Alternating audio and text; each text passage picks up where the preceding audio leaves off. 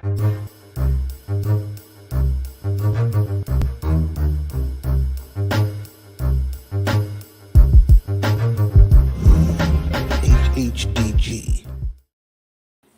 Peace, HHDG. We are on another episode of HHDG Media, the podcast. And shout out to everyone right now tuning in through our YouTube channel, as well as our Facebook group, HHDG, stands for Hip Hop Discussion Group. Before we get into our two guests for tonight, you can go check out our website, hhdgmedia.com, for upcoming events, latest music, as well as our merchandise and previous interviews. You see me on the screen every time we're doing a dope interview. It's courtesy of our company, HHDG Media Inc., which consists of Rock Vader KB, The Mayor, T. Smith, Wiki, and also Skelly Top. For tonight, we have two talents repping two different residing states. Neighboring states, New York and New Jersey.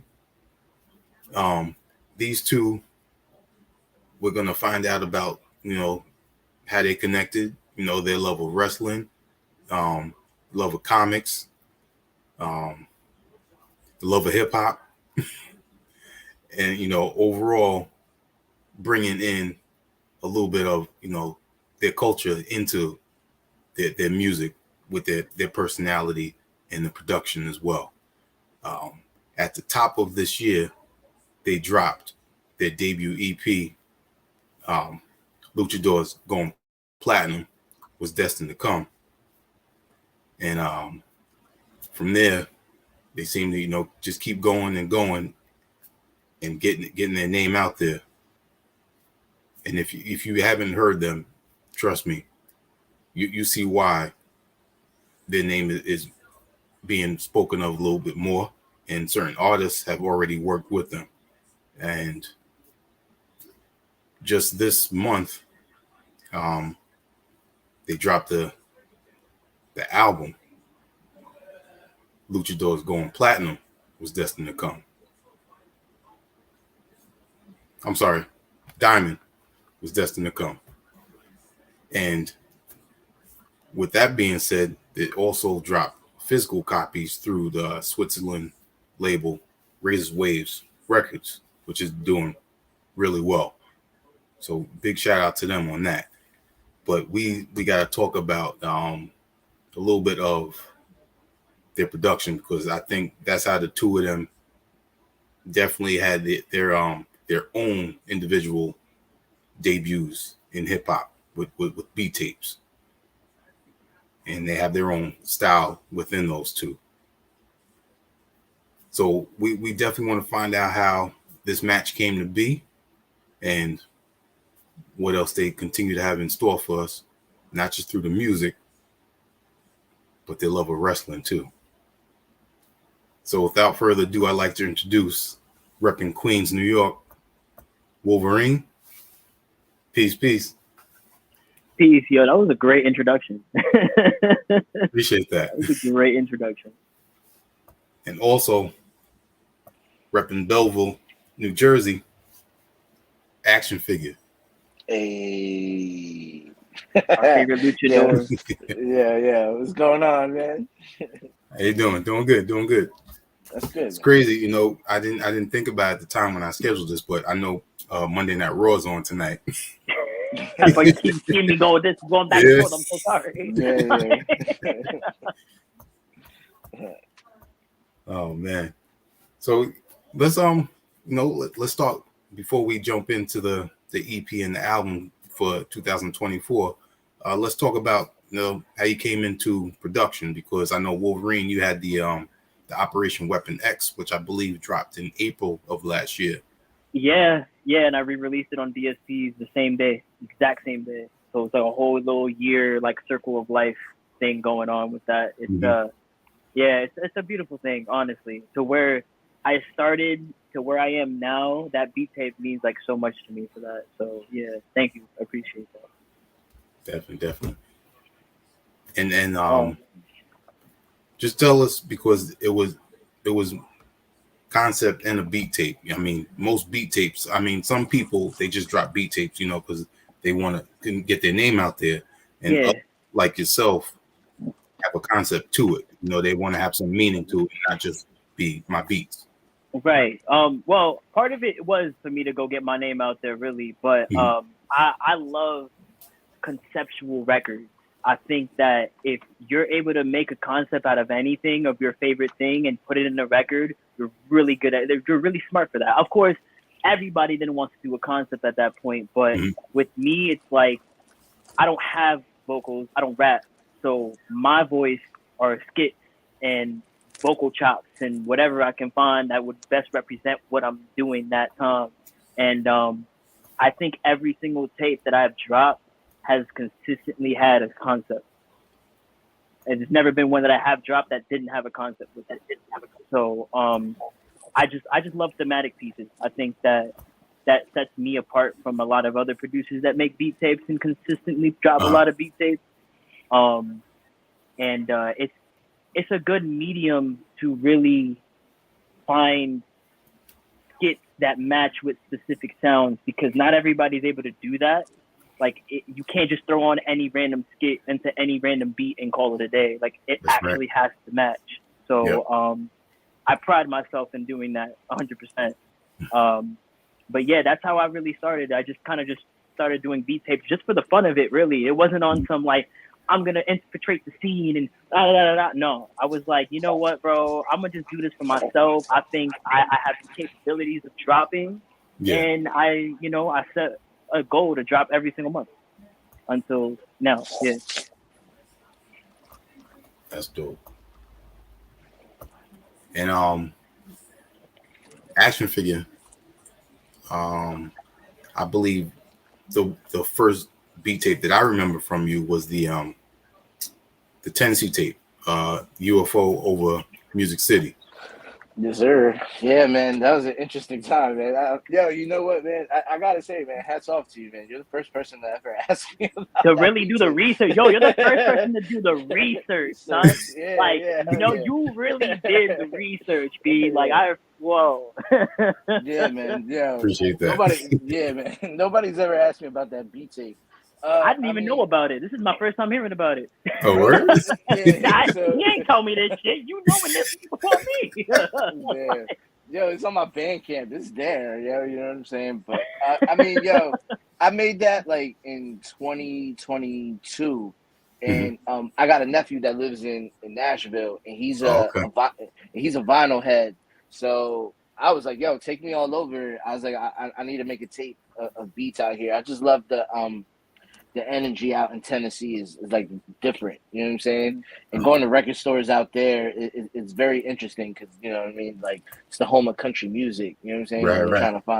trying to find soul records and so much music and things go through Nashville that you know what I'm saying. That I just wanted to encapsulate uh, a vacation basically that we had that me and my wife had taken, just to go Okay. out there and have some fun. So, we like Tennessee. I love Tennessee a lot. So to make a tape that's reminiscent of that time is really dope. It's kind of like a time machine, man. It always brings me back. Like that. That was a fun tape at a really fun time when nobody really knew who I was, and Hmm. I was kind of just posting beats on Instagram, and that's kind of what really got me noticed more on the beat side of things, because even then, when I put out that tape, I wasn't even outside yet, technically, in the mask, and the mask was already conceived and everything, but I wasn't even outside at that time. Okay. I still was just really private, and I would just post on Instagram, and you know what I'm saying, no pictures, just the beats, you know what I'm saying, because Hmm. that's what I needed to shine the most, you know what I'm saying, more so than anything. But yeah. Okay. So during this journey of digging down in Nashville, just give us, a little taste of how that was. I was dope, man. Man, because there's record stores like all over Nashville. Like Nashville is big on kind of like thrift stores, and they got like Mhm. a lot of vintage stores and a lot of like stuff that just kind of for nostalgia. So if you're someone Okay. that's a hunter for nostalgic things, Nashville's the place to go. It's like a gold mine out there, man. But record wise, I mean, it was fun. Uh, to be honest, it was so early in my in my digging journey that I was kind of I didn't have like a portable record player to listen to. Most of the places that my nephew took me to didn't even have like a listening station or anything. Okay. So everything that I was grabbing, I was kind of just like uh looking at the covers. Really, man, I was just like, maybe this will have something, maybe it won't. But it was so early in my digging, man, that like I was grabbing anything. You know what I'm saying? And I was just like, I hope for the best on this one. This is interesting, And that's kind of where it went. Yeah, man. That's dope. My a friend of mine, I'm big on German cars and Volkswagens. He had a record runner. It was a Volkswagen bus record runner. Okay. So when he go to the like certain places, like you mentioned, it didn't have it. He let it run on there, and it would play it. Play on the record. Really? That's fire. Oh wow. Yeah. That's really portable right there. Like Yeah. So wait, so he had the car that still played records. Like you could play like it looks like a toy Volkswagen bus, like the van Volkswagen, Okay. but it actually has a little needle on the back, and when you put it on the record, it goes around and actually plays. Oh wow. Yeah. Wow. Okay, I get what you're saying now. Okay, bet. Word.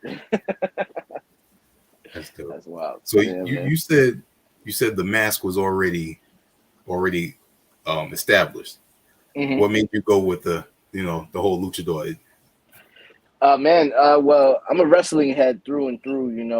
I grew up during the Attitude Era. I grew up during the Monday Night Wars and being able to watch ECW, WCW, WWE. Ooh. You know what I'm saying? Just watching so many things at one time, and it was just like when I was growing up, wrestling was like the cool thing. You know what I'm saying? So, I just fell in love with it, man, and just I've done music before.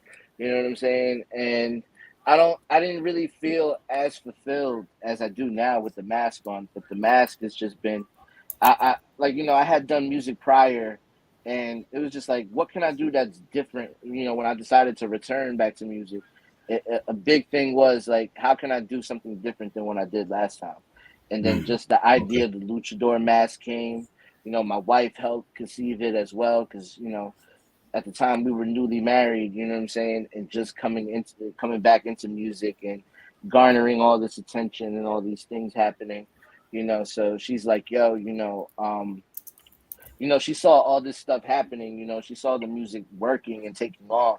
So she was just like, I love that, I wish, she's like, bad enough I got to share you with the world, I'd rather I want to keep something that, you know what I'm saying? So she's like, so the idea of the mask, so it was always just, she was like, I wish you could release the music, but you not release the music. right. And then that was where the idea kind of came, and I started thinking of things, and, the Lucha mask was, to me, was, it was just the answer to everything. I feel like it was the missing piece to the puzzle. You know what I mean? That's dope. So, Shout out Miss Action Figure for real. Hell yeah. Seriously, I mean, because not only did she give you insight, I mean, she showed that full support. She believed in you. Yeah, no, absolutely. A lot, some significant others are gonna be on. You need to leave that shit alone now. Yeah. I mean, I'll tell you, dude. Like, obviously she has her reservations about different things with music and stuff like that. Like, at the same time, she knows I'm passionate and she knows it makes me happy. Then at the same time, she knows that that this was a goal and a dream of mine for a very long time. You know what I'm saying? And she's on the front lines to help make it fruition. So. I'm really lucky to have a partner like the one I have, man. So I mean, I can't thank her enough. Like, every day, man. You know what I'm saying? You know what I'm saying? You gotta have a good partner, man. You can't take it. You have to. You know what I'm saying? Yeah. Major props on that, definitely. Hell yeah, man. Now, Wulverine, when you came with your name and you did this the smart way, You changed up a letter on there. You don't want any problems with Disney.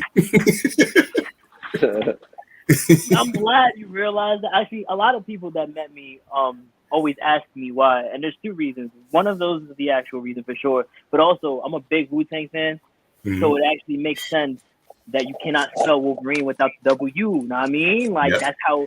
So it's like it was perfect. Me being a Wu-Tang fan, I'm a Wolverine fan. I might as well put the two together, and then we have Wolverine. You know what I mean? It was a really on the fly thing because I had to choose between Deadpool, Wolverine, and Spider-Man, and it's like Deadpool isn't as super marketable as it usually is supposed to be. It is now because of Ryan Reynolds. Shout out to him, but like I couldn't do it at the time, and then there's like a million different Spider-Man producers and people and Peter Parkers, and I'm like, you know what, bro? I'm gonna pick Wolverine. The beat is sharp. That's all you gotta know. Like, you know what I mean? Like, but yeah, that was the premise of why my name ended up being Wolverine with a U instead of an O. That's dope. Now you have a picture with Ghostface.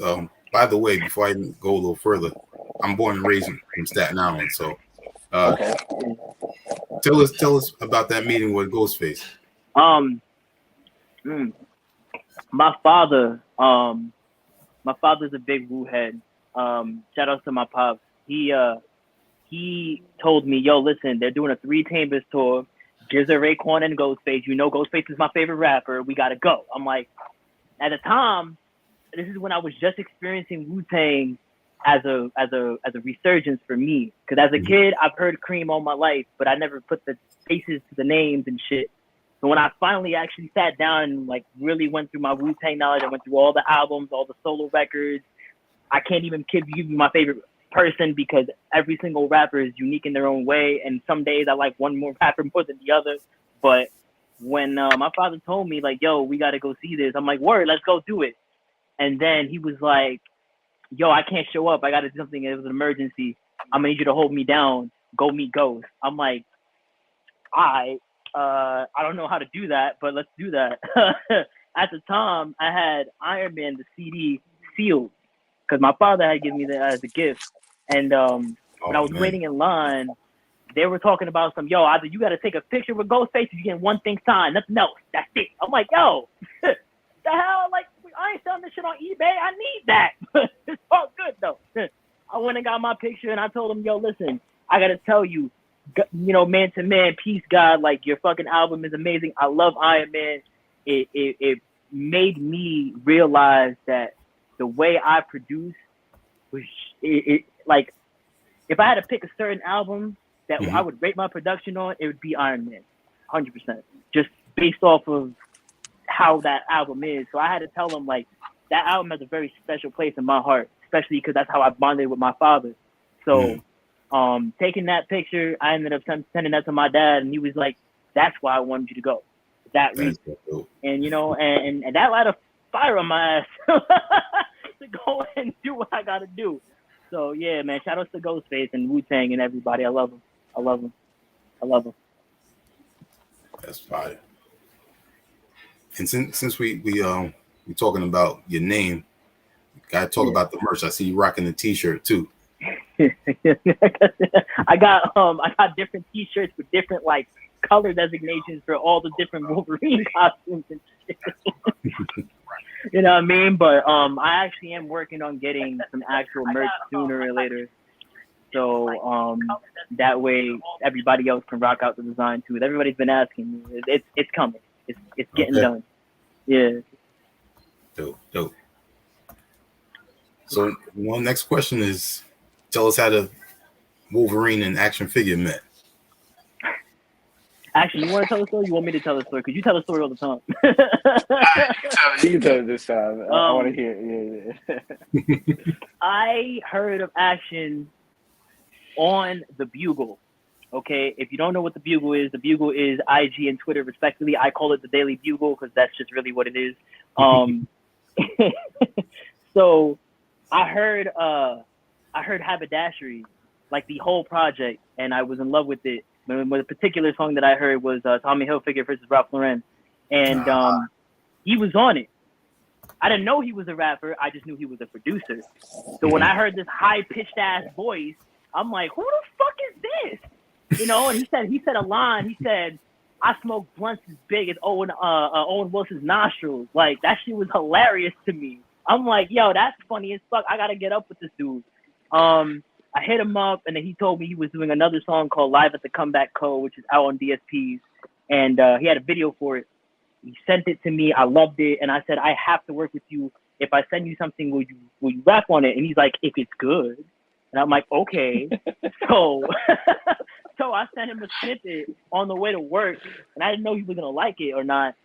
And he was like, yo, this is the craziest thing I've ever, what the fuck? And then he's like mad at me because I'm at work. I can't send him the beat. I'm like, yo, you're going to have to hold this snippet until I get home.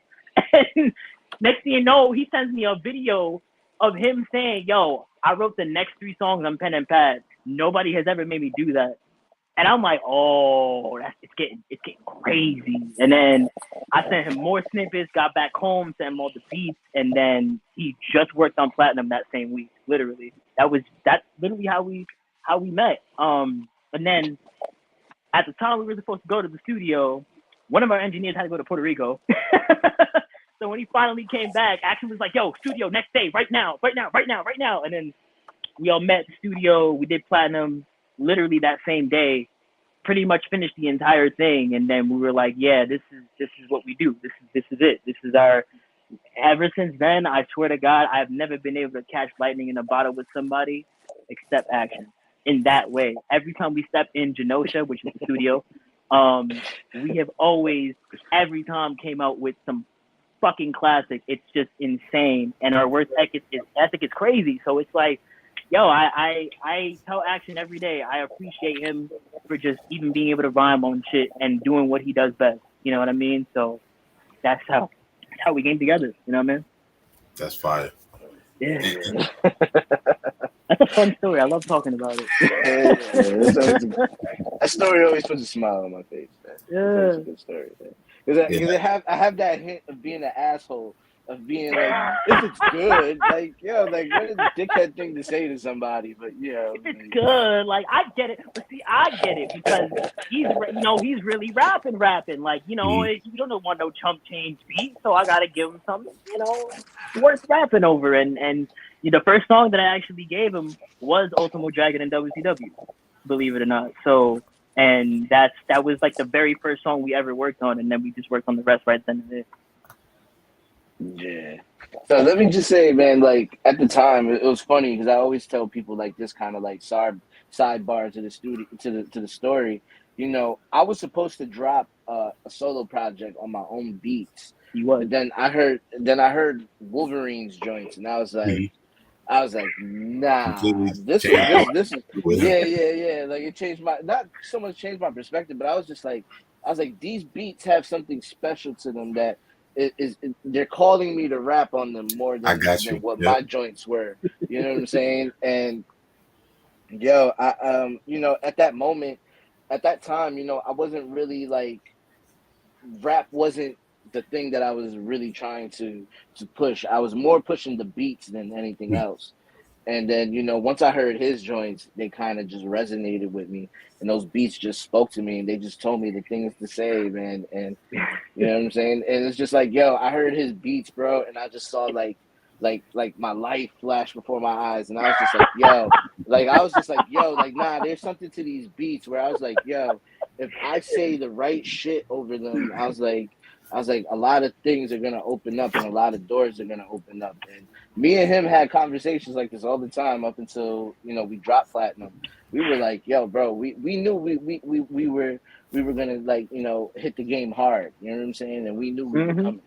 We knew we were coming. So we just waited, man. We waited like from September when we created Platinum up until it dropped in January. We were just on pins and needles the whole time waiting. Because we knew what we had, you know what I mean? Yeah. I thought they had that spark, though, to just you already focused on a project for yourself, and then you hear his production, you're like, you know what? Yeah, I'm feeling this. Let's work. And you know what? Part of me feels bad though. part of me really does feel bad because we're depriving people of a really good action record. I just got to say that. Like, like I feel bad sometimes, but at the same time, I'm like, nah, fuck it. Like, Nah, and that's the thing too. I always heard, you know what I'm saying, when you're on the come up, man, you should always bring someone up with you that, you know what I'm saying, deserves that True. spotlight and everything, man. And you know what, man, Wolverine was my bring up. You know what I'm saying? It was like, yo, it was the come with me kind of thing, man. Because after we made platinum, I was like, yo, bro, like, what else you got? And I was just looking at him, like, yo, what else you got? You know what I'm saying? I was like, yo, let's make more. Like, yo, we just kept it going, man. This shit, Definitely. you know what I mean? Man. Yeah, man. And it's crazy when you brought up the album Haberdashery. I actually interviewed 3 people that are on there, and one is coming soon. I'm not going to mention them, but the 3 that I did interview was Josiah the Gift, Okay. Prose, and Nice. You'll Never Know. Oh, that's dope. oh That's yeah, dope. that's dope. That's dope. Yeah, man. Shouts to Prose, man. Yeah. That was, yo, a lot of those people, man, just came off. It was just interesting that, like, haberdashery, like I've said it in previous interviews, you know, during that time, like, I was kind of like on my big ghost shit. You know what I'm saying? I was just not showing people, like, I was speaking to people and everything, and nobody was seeing my face, nothing. People didn't even know, like, I was even in America type shit. Like, so, like, most of those people, man, that I Nothing wrong found with that are, yeah, I didn't step into no studios. I have, like, that's the one album that, like, or the one project that I've not sat in on a session, nothing. And it's to the point, like, that it's just so many songs got made that way, man. It was an interesting process, but I would never do it again, you know? Yeah, man. All in all, though, it's such a great record. 100%. Yeah, man. It's just, like, yeah, it's so amazing. I feel like it's so underappreciated, and there's so 100%. many people. There's so many people on it, and I think it's just because it can't get on it can't get on DSPs, unfortunately.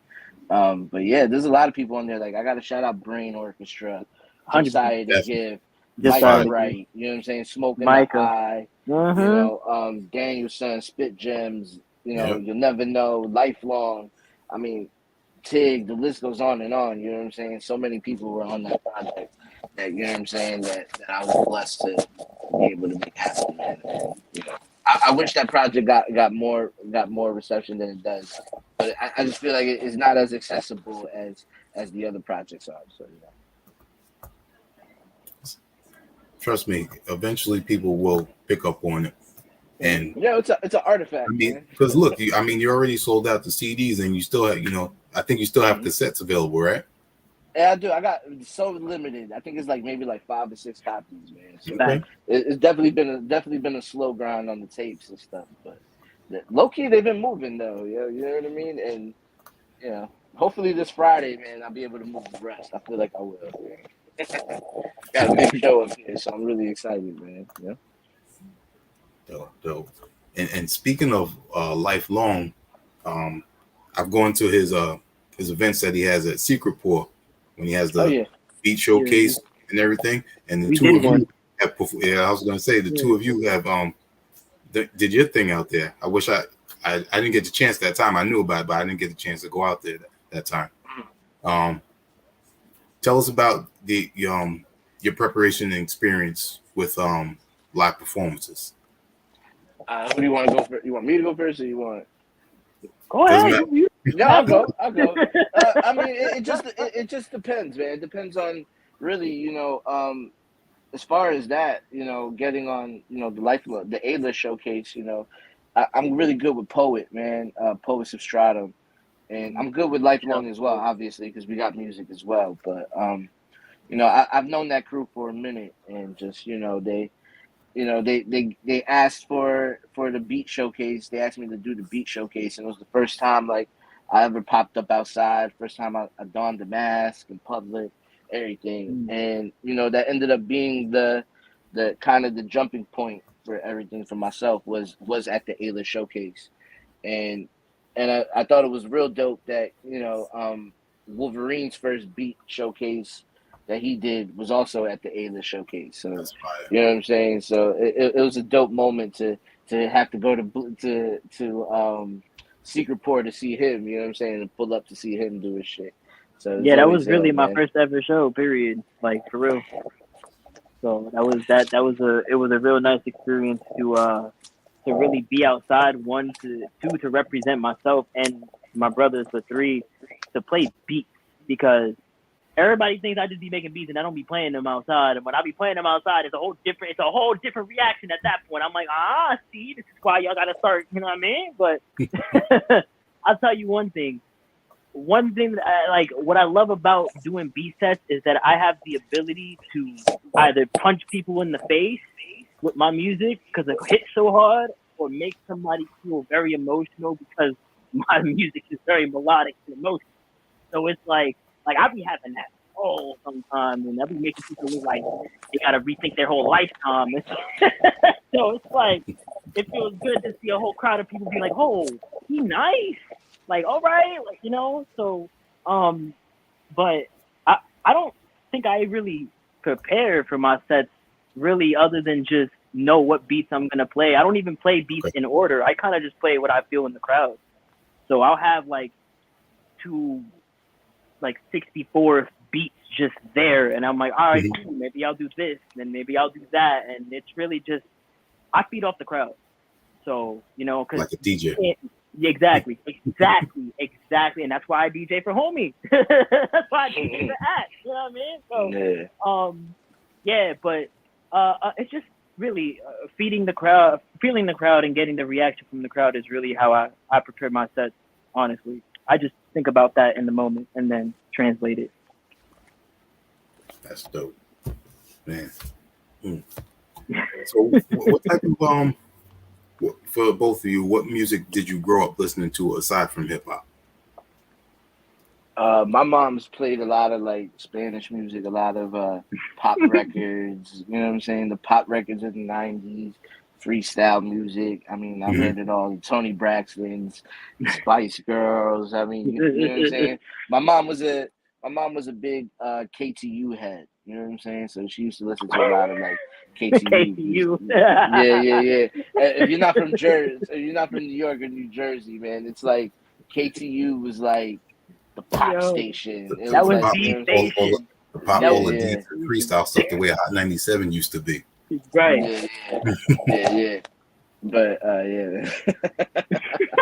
but my mom's was always he was always big on buying CDs and buying tapes and always having music around. And my mom's was always a music head. So that's what I grew up listening to. You know what I mean? Especially the salsa, the merengue. You know what I'm saying? The clean music. You know what I'm saying?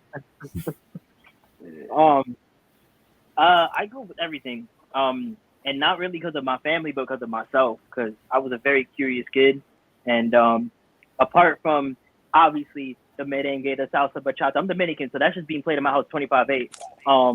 But my mom is a big R&B head. Like I was listening to so much Mary J. Blige. Like I think I know all her discography by heart. Like I swear to God, it's crazy. Like I don't know what she was going through there in that time, but appreciate you, Ma. Like for real. Lots of Mary J. Blige, lots of 112, but then you got the MTV, and then you start seeing all the hip hop hits, the Big Papas, the Creams. You know what I mean? Like I was very big into West Coast hip hop in my early years, and I never really translated into East Coast until high school or early college, because I like the whole you know what I mean? You're just I like that whole feeling. Exactly. So, apart from that, a lot of old school dubstep techno, not dubstep techno actually, like Daft Punk and shit like that. But also I had a very big, huge stint of listening to a lot of rock and metal music, because I also play guitar, I also play instruments, and before I even started getting into production, that's really all I was doing was listening to rock, metal, and getting acquainted with my musical side of things or anything else. And then I got into my little East Coast thing, and now we're here. Nice. So you said you play guitar. What other instruments? I played guitar for about 8 years, bass for roughly the same time, because if you play guitar, you can really play bass. No one can ever tell you otherwise, seriously. And I could dabble on piano, because you can translate the notes between the guitar and piano pretty well. What I would have loved to have learned was drums for sure, because I would probably be better rhythmically myself if I knew. But those are the main instruments that I usually play. That's dope.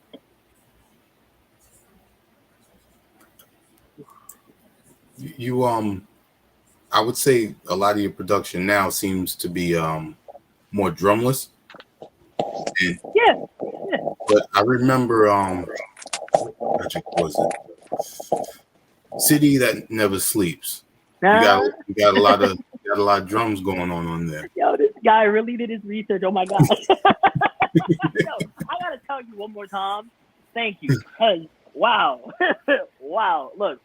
Yes, City That Never Sleeps was my ode to New York. As you can tell, all the titles are all New York based. I started from Queens. Got back to Queens, but we went through Bronx, we went through Brooklyn, we went through Manhattan. I totally skipped Long Island, but that's okay. I love Long Island. There's no problem with that. But I wanted to introduce drums in there because I solely didn't want to do everything drumless. Of course, drumless is my expertise, and I enjoy doing everything drumless more than anything else. But I wanted to expand my horizons and kind of delve a little bit into my drumming background because, to be honest with you, at the time I wasn't necessarily really doing well with the ideas of translating drums properly. I didn't want to do the same thing everybody else was doing. Everybody's doing the Griselda drums, and that's cool. I love it.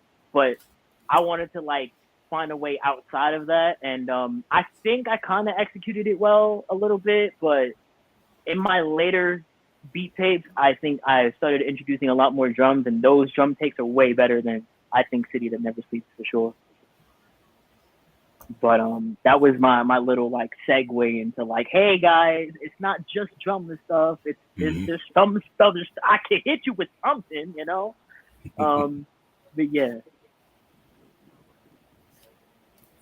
Cool. Action figure. We didn't talk about how your name came to be. Word. Yeah. That's a good story. I need to hear that. I don't even know about it. The action figure. Oh, the actual action figure name. I mean, yeah. What happened was when I first started making beats, man. A homie had asked me. I had made a beat for a friend, and he was just like, "Yo, do I call you, what I used to go under when I used to rap, previously, or do I call you something new?" And I guess I just said, "Yo, just call me action figure." You know what I'm saying? And I guess at the time, I was big on really buying comic books and action figures, and okay. I'm a big, not as much as I used to be, but I used to collect old wrestling figures, Ninja Turtle toys, WWF Hasbro toys, little things like that. You know what I'm saying? And keeping them in the package and all of that, and going back and buying old toys and stuff. And I just thought when I made the name, I was like, damn, it's dope. It has a ring to it, and I was like, it's kind of a funky name. I was like, yo, it's memorable, and when I say it to people, when I've said it to people, they were like, "That's hard, that's ill, that's different." And the name resonated with people, and I was just like, you know what? I was like, when I came back to doing music, it was just like I didn't want to continue what I was doing previously, and when I thought of a name, I was like, yo, the name action figure to me, it just makes sense. It just meant it meant a lot more to me, and it made a lot more sense. I've been big on toys since I was a kid. You know what I'm saying?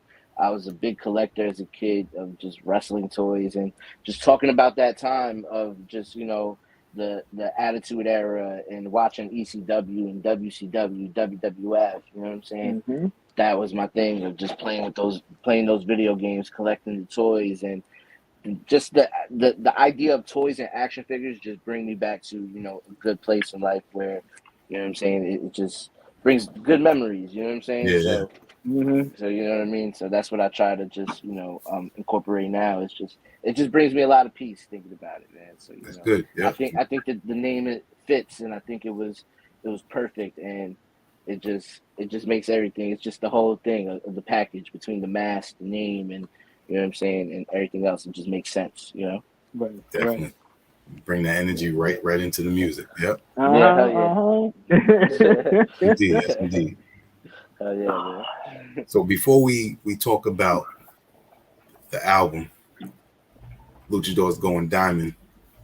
Sorry, Luchador's Going Diamond is destined to come. Let's play the music video. Oh shit. Shoot interview. Yeah, let's do it. Yeah, man. That video. Yeah, hell yeah. That was good. Oh man.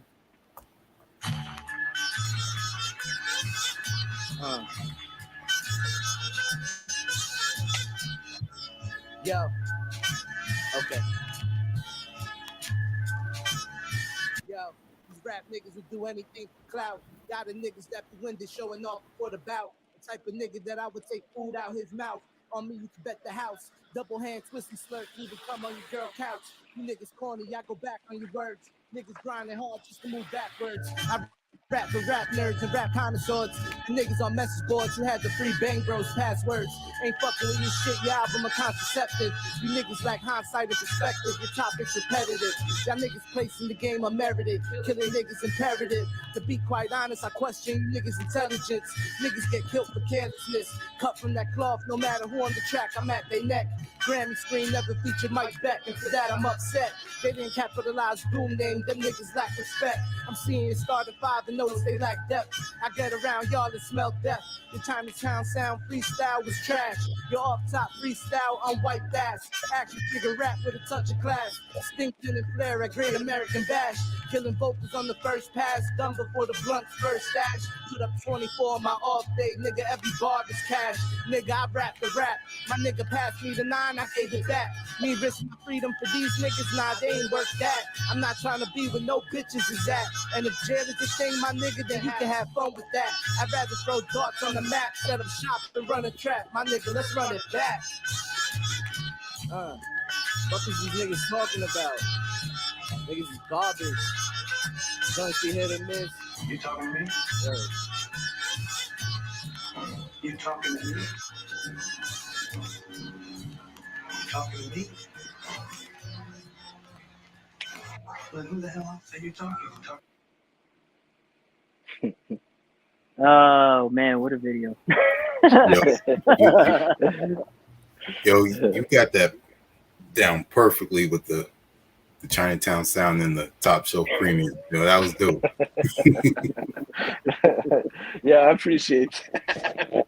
Oh man. Yeah, don't mind us laughing, man. It's just we got into like such stupidity over that video that man, I mean the situation is laughable now, but you know what I'm saying? Exactly. It just I mean somebody couldn't take a compliment, man. And that's basically where we were paying homage to, someone thought we were being disrespectful towards, and it's crazy that everybody in the audience who had seen the video firsthand, even before we even released it, said in these exact same words, this is a tribute. This is an homage. It's like nothing, you know what I mean? But I digress. It is what it is. Wow. The video is great. The music is great. I ain't complaining, like, you know what I mean? Yeah. I mean, I can see it from their perspective. They look at 100%. It like, you know, we technically bootlegged, we bootlegged the Chinatown sound freestyle, and yeah, man. But it wasn't like you were making a parody of it. I mean, it's pretty obvious. I mean, that's where we say that somebody just didn't know how to take a compliment, and we were complimenting them because one, I mean, as MCs, as me, like, number one, everybody's trying to get a Chinatown sound freestyle.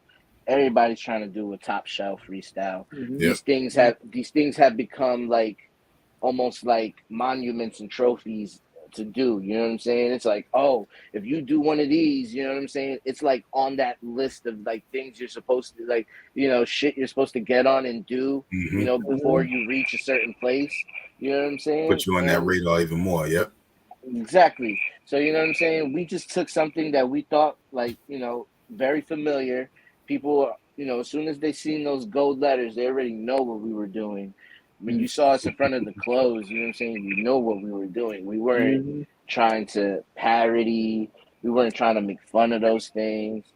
The only thing that I can say and will say is, there is a line in the song where I say, your Chinatown Sound freestyle is trash. Y'all top freestyle unwiped ass. And that's just because as an MC, as a consumer, as a fan, we have seen people go on those two platforms and, some better than others. Some spit something incredibly terrible and some spit something really good. It's, Hmm. you hit or miss. But you know what I'm saying? To me, what I was saying in the song was, yo, like, motherfuckers need to step it up a little bit. And it's just like, if we put anybody on those platforms, anybody that's in my crew or anybody that I know all my homies are gonna go on there and eat. You know what I'm saying? We all coming on there and eat. So it's just like, you know what I'm saying? It's just telling people as an MC, like, yo, son, like, I gotta step the bars up a little bit. But it is what it is. You know what I'm saying? Yeah. We thought we were doing like a cool, thing, and it was just some high-minded art shit that Mhm. got taken into, Yeah. got taken, it went left on that. So you know what I mean? It's just like It's it was. crazy I'm because happy. I'm happy that we did the video, but then at the same time, it's like, damn, son, I wish we didn't. I wish we didn't. Saved us a little bit of issues and problems. But Yo. it's crazy because there's times where you think that the way you present it, you shouldn't have to spoon feed. Oh, I'm paying homage. Exactly. right. Exactly. It's like to me. I liken that to like, imagine like somebody explaining the joke to you. It's like when somebody explains Mhm. the joke to you after. It's like, oh, it's not It, funny. You had it's to not funny. explain Yep. it. Hmm. You know what I'm saying? And it's Right. just like, Right. we didn't want to come out. We thought that us just doing what we were doing, people would know what it is. Yeah. You know what I'm saying? And the fact it got taken so like if it was like the point is here, that person was all the way over there. You know what I'm saying? It's just like, and they're not comprehending and not letting it get through their head. So it's just like, yeah, bro, it's almost not even worth it. It's just like, yeah, we did the video. The song is great. The video is dope. Salute to that. Yeah. Yeah. That's pretty much how it just has to be, unfortunately. Yeah. Love that video though. Good times. Great Tom. Great Yeah, Tom. I man. mean, we Yeah, were man. fucking bomb ass Chinese food, like all that. Like that Chinese spot had the greatest food I had, like in a while. I will say this: maybe Jersey does have better Chinese food. We had this discussion many times. Like, oh man. Yeah, man. And I paused it at a certain point because it said directed by action figure and Astra. So Mm-hmm. what other skills that you have? Me? Oh man. Usually, man. I mean, for the most part, most of my videos that I have out, for the most part, I have help direct or help put the pieces together as far as coming up with the ideas and coming up for the treatments. And shout outs to my guy Karsh Kappa, who really Mm-hmm. helps me bring it all to life. You know what I'm saying? I tell him the idea, and he's kind of the guy that just Scorsese's it and just kind of makes it happen, man. And like I if I didn't have Karsh, man, I don't know, man. I don't know what these videos would look like, man. But the fact that we just have fun, because every time we do videos, it's always just something different, man. And we just try our best to give people something visually stunning and something different that they haven't seen. We're not trying to just rap in front of graffiti pieces and all that. We want it to like make Exactly. sense, and we want it to, what I'm saying. I want people to see something, something real dope, and just something visually like beautiful and just works well on the eyes, man. I just realized that the videos were an important thing, man, because there's this dude that's on my Instagram. I gotta shout him out. Duke Brown Music, man. He was an early commenter, man, and he was like, "Yo, the beats are dope. The music is good." He's like, "You can rap. There's only one thing you're missing, and that's music videos." And I was always like, "Oh shit!" I was like, "Yo, he has a point." And you know what I'm saying? As soon as I linked up with just the Astra guys, with War as my engineer and Karsh Kappa as the video director, that's where I kind of just started just more or less building a team around myself and just having, good people. So, besides just doing, the rap, the producing, putting plays together, you know what I'm saying? Like I'm really hands-on with what I do, and I try to be as hands-on with my friends as much as possible as much as I possibly can as well. But for the most part, I just try to just help strategize, man, and just help my friends see the greener pastures that they want to see as well. So. Gotcha. Yep. Yeah, That's how it should be. Yeah. Now, Karsh Kappa, he did the latest video too, right? Sweet and Low. He's done every single video we put out. Literally. Yeah, all of them. He always says directed by Astra, just because he feels that the Astra brand is the thing that he wants to push more, and wants that to be the the thing that people notice, outside of himself, so. All right. So shout out Astra Music Group then. Absolutely. Mm-hmm. Absolutely, yeah. Man. So the first track on the album, Ultimo Dragon and WCW, that was the one that you said that sparked everything from there. Mm-hmm. Yeah, that was the first one.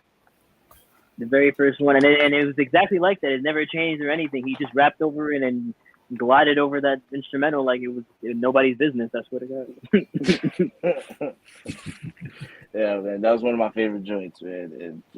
That was one of the, like I said, man, when he sent that snippet over, man, what it was that he sent it to me on Instagram, so I couldn't play the beat and go to my notes at the same time. So that's what made me pull out the pad and start writing. I'm gonna start sending you all my snippets on IG. Matter of fact, hold on. I think I got the notebook right here. Oh man! Hold on a second. Let's get. Yo, we need a photocopy a page and just like frame that somewhere. I got you right there. Hold on. Wow! Yo, that's shit! Yeah. Oh, that's hilarious. Yeah. Oh, that's big funny. Ass chop. Wow. Yeah. I was trying to see what else did I write in here. That was you wrote it. three, It was right? those two. No, those two? two. Okay. Yeah, it was just two. Wow. Yeah, man. And that's off of one.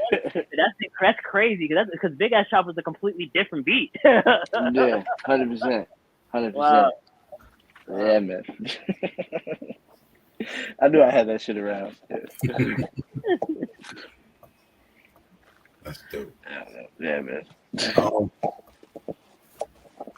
What made you go from dropping the EP in January to an album here in April? So what happened was Razor's Edge, Razor Wave, Razor's Edge, too much of a wrestling head.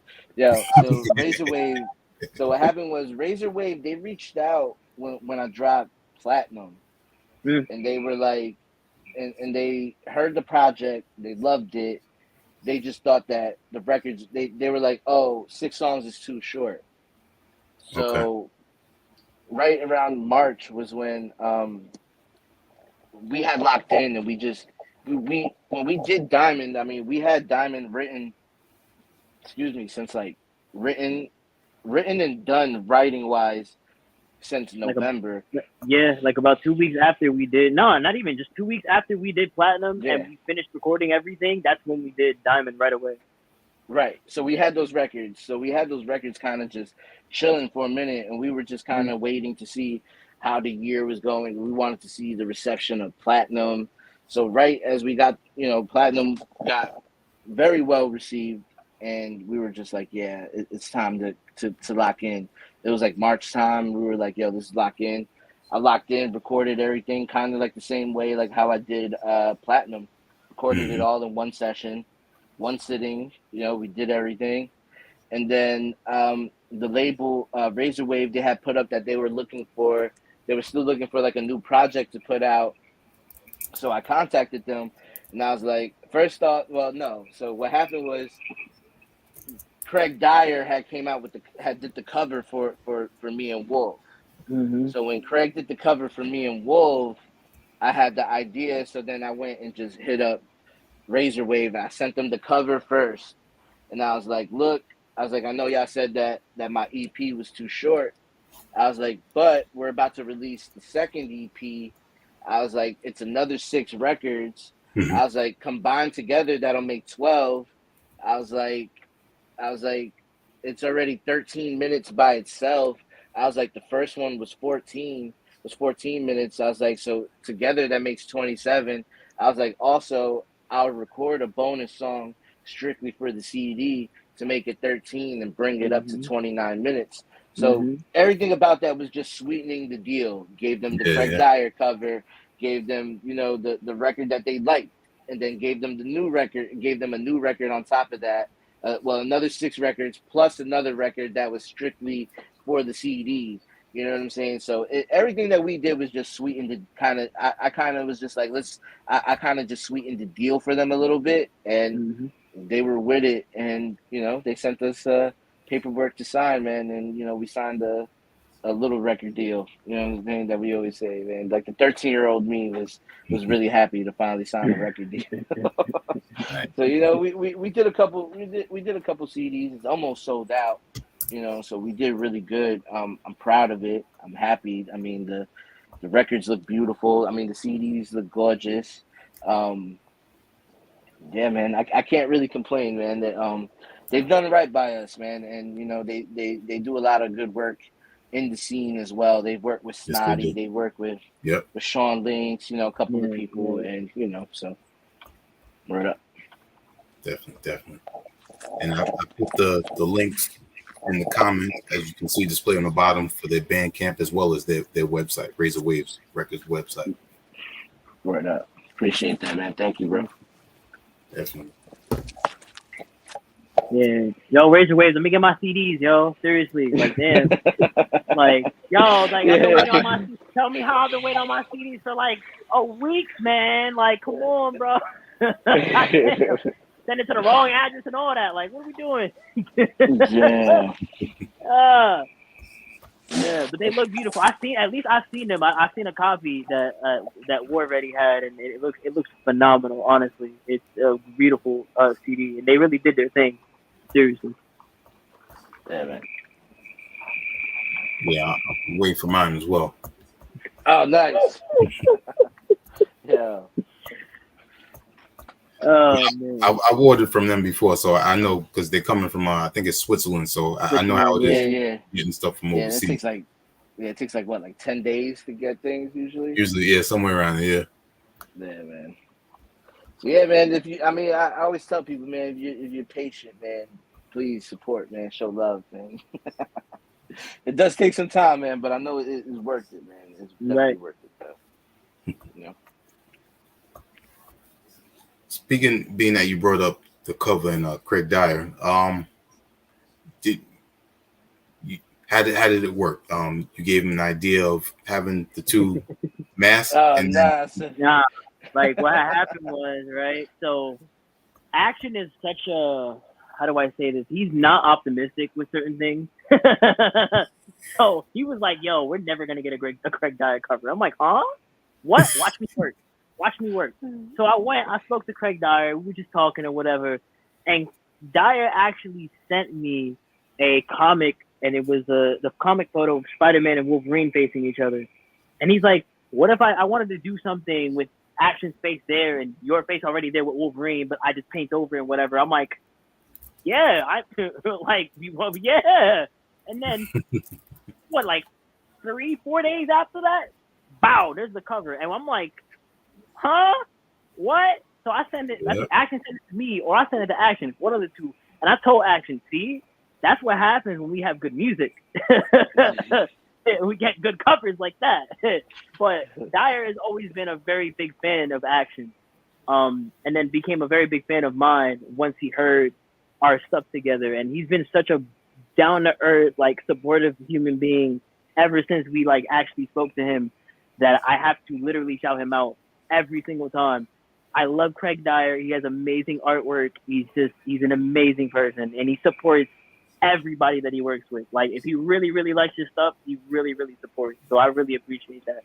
And he just came through. Like, he really, like, I'm flabbergasted. I love that cover so much that I want the canvas so I can put it on my wall. Like, I'm still waiting on that. He had a busy life, but when I get that, I'm gonna have that right there. It's a beautiful fucking piece of art. Yeah, man. So like, what happened was, man, how we kind of got on Craig's radar, man. We performed at a show in the Bronx. You performed hip-hop there. showcase. Well, I performed there. Yeah. Yeah. It's called Scaring the Hoes. So it's ran by Know It All, Patty Honcho, and Happy. Nah. It's Know It All and Happy. It's Know It All and Happy. Patty.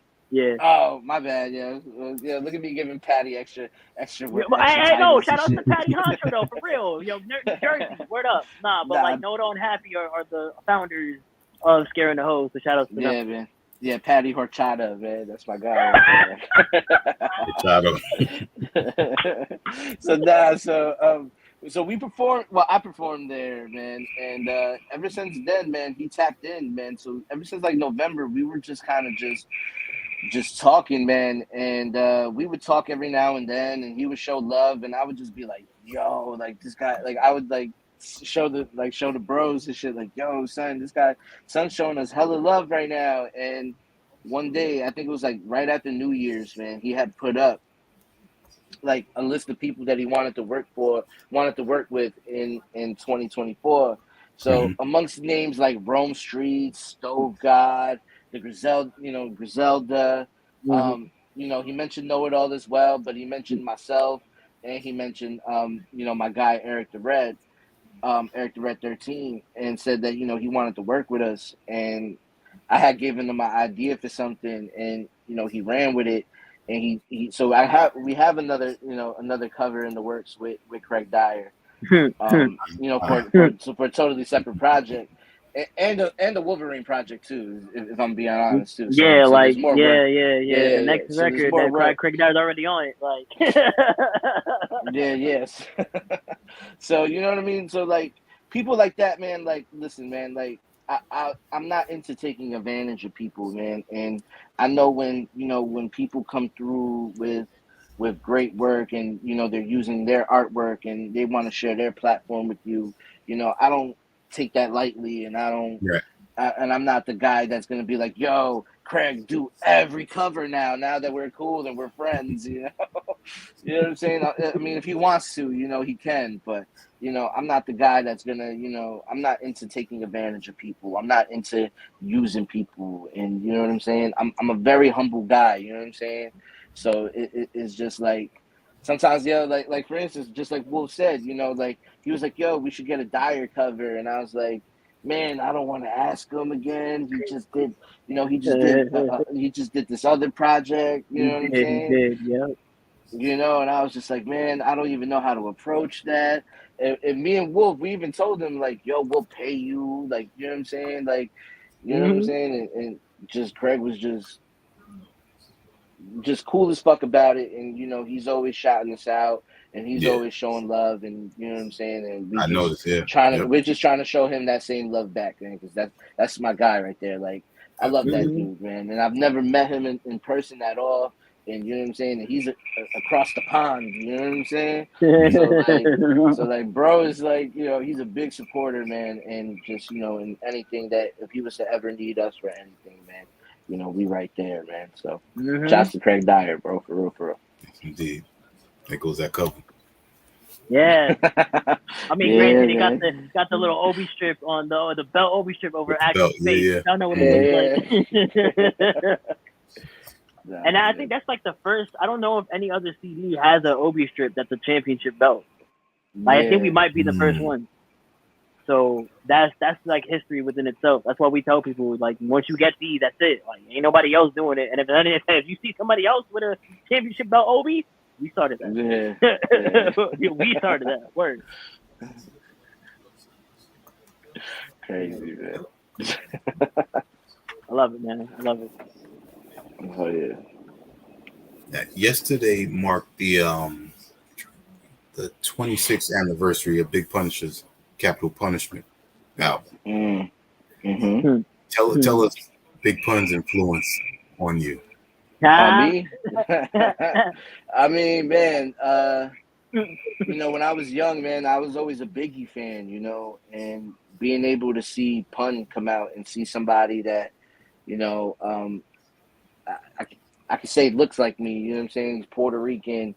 He was, you know, coming out spitting bars and just going crazy. So it was just more prideful than anything to see him win, you know what I'm saying, and see him be the first, you know, Latino platinum hip hop artist, and you know what I'm saying. He's in history books, man. And without Pun, man, there is no me. You know what I'm saying. He's the one that coined the phrase "Latins going platinum was destined to come." And you know, when I flipped it, man, it was like I was hoping nobody. I'm glad nobody ever took it as me making fun of him, man, because him being able to say Latins going platinum was destined to come when he said it was so big and monumental. Yeah. And then, you know, when I came out and said Luchadors going platinum was destined to come, it was more like a war cry than anything. It was more like the tagline of like, yo, like this is what we're working towards, you know what I'm saying?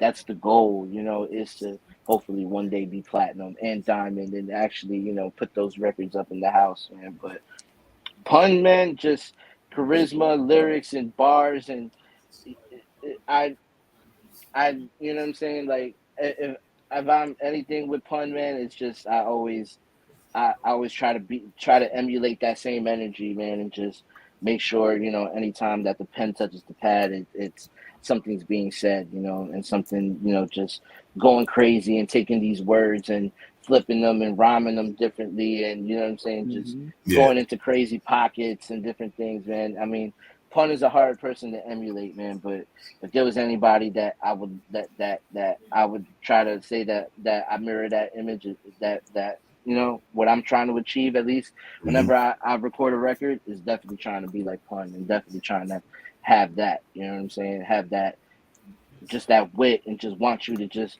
walk away from the record blown away, you know what I'm saying? And just, yeah, man. So salute to Pun, man.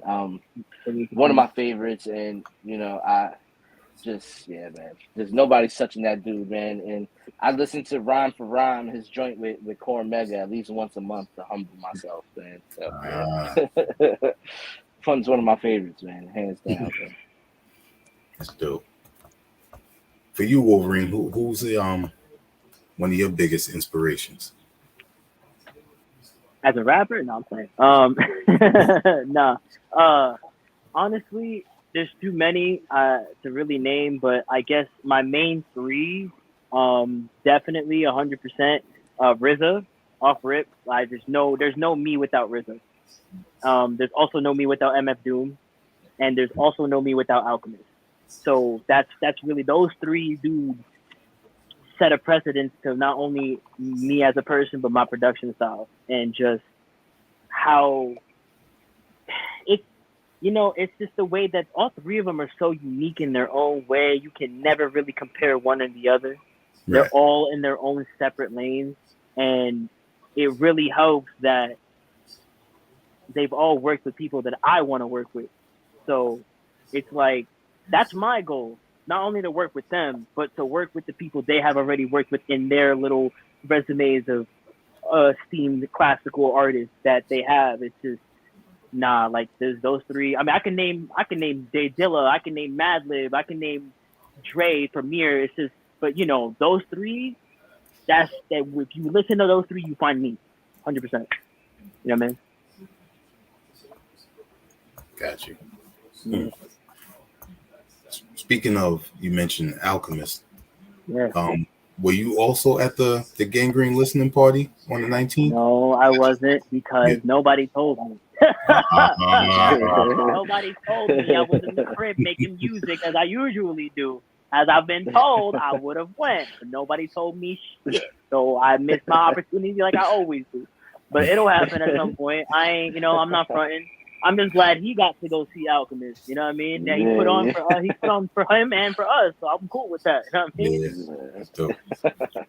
Yeah, man. Uncle Al, man, it's just, I love Al. it was one of those things, man, where like I was watching son and I was like, yo, like, oh my God. And he was just going through his whole fucking catalog. And I was like, Jesus Christ, man. I'm like, yo, like, what cereal is this guy eating? Like, what type of water is he drinking? Like, I was like, yo, I need to know, son. I need to know what it is that I need his knowledge, man, and what he knows, man. Yeah. It's just insane, man. Just insane.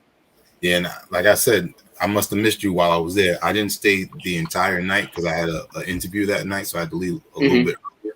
But I mean, just to be out there and experience him and Ono, because the way the two of them be creating music is amazing. Yeah, I saw Ono's Rhythm Roulette. I watch it a lot because he was sampling like video games and shit.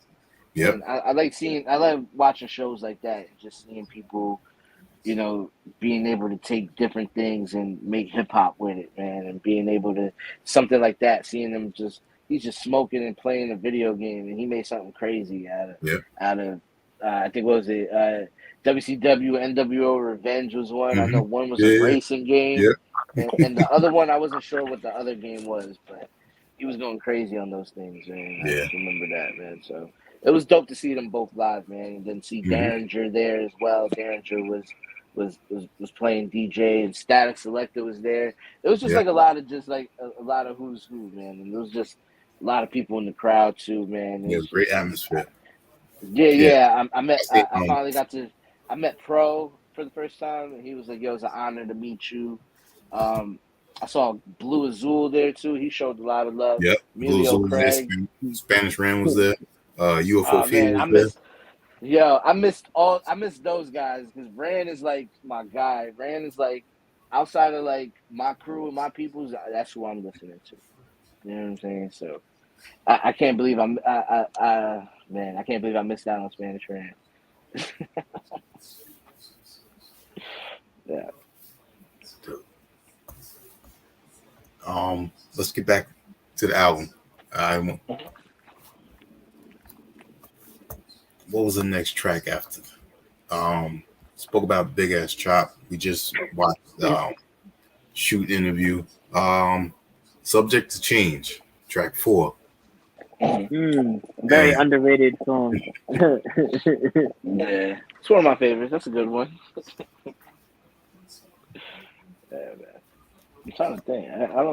I don't remember writing it. I just remember just having it done. Though. I don't remember writing this guy. I don't have the story for it. Yo, I don't remember. I'll tell you. I remember. What I do remember is when he recorded the track. This guy did not. He did everything one take. He did that song one take actually.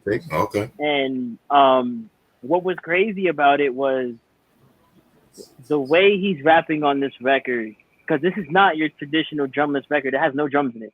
It's all just pretty much melody and some bass. Shout outs to harmony or harmonics, Philharmonics and shit. But he did his I think I want to say his best Micah Wright impression. but in a way where I've never seen action rap like this. Like that's a record that I go back to a lot because he's rapping his ass off, really. And to me, records like that get no love because people choose to not pay attention to the lyricism and more on the beat. And that's why I made that song in particular, because I wanted him to hone into his rap so people can hone into his lyricism. That's one of the main reasons why we have that song there. Forget about the beat for a second. That's just a soundscape for him to go off and do his thing. And that's why the record came out that way. Not a lot of people like it just because of the fact that it's not, I guess, ethical in the beat wise, like in the production sense, but if you understand the reason why, it'll make way more sense when you listen to it again, for sure. Yeah. I just think, man, that record just breaks a lot of rules, man, when it comes to Yeah. just hip hop and beat making, man. I just realized that a lot of people, man, they listen to a lot of like confined hip hop, man. They don't want to listen to anything that challenges like the status quo. And that's one of those records that kind of challenges the status quo, I feel like, a little bit when it comes to beats and drumless beats on top of that. And, you know, you're always going to have that argument, man, of drums versus no drums. It's always going to be there. But man, that record is, yeah. That was one of those records that when I wrote it and I was like, yeah, I was like, this project, I was like, yeah, this project is crazy. I just knew what we had, man. I just can't, I just need people to realize that, like, as I was writing it and creating this project and manifesting the project, I was just, I was in pocket. I just knew what was gonna happen. That what was gonna happen is what's gonna happen. You know what I'm saying? And it's what's happening now. You know what I mean? So. Yeah.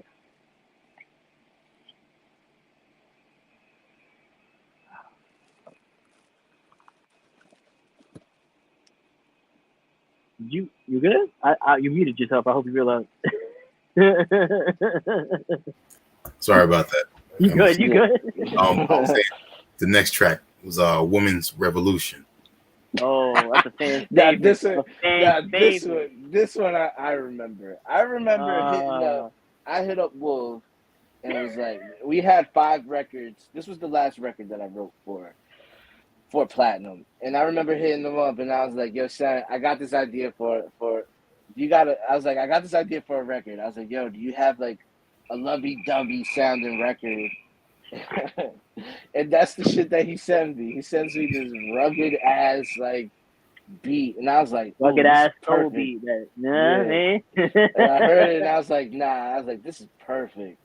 And it was just, yeah, man. It was just, I was like thinking about the record that Big did, man. Like I always tell people, man, I'm a big Biggie fan, you know, and I remember when he did Dreams, man, and you know what I'm saying? And he was talking about smashing all the R&B chicks and everything.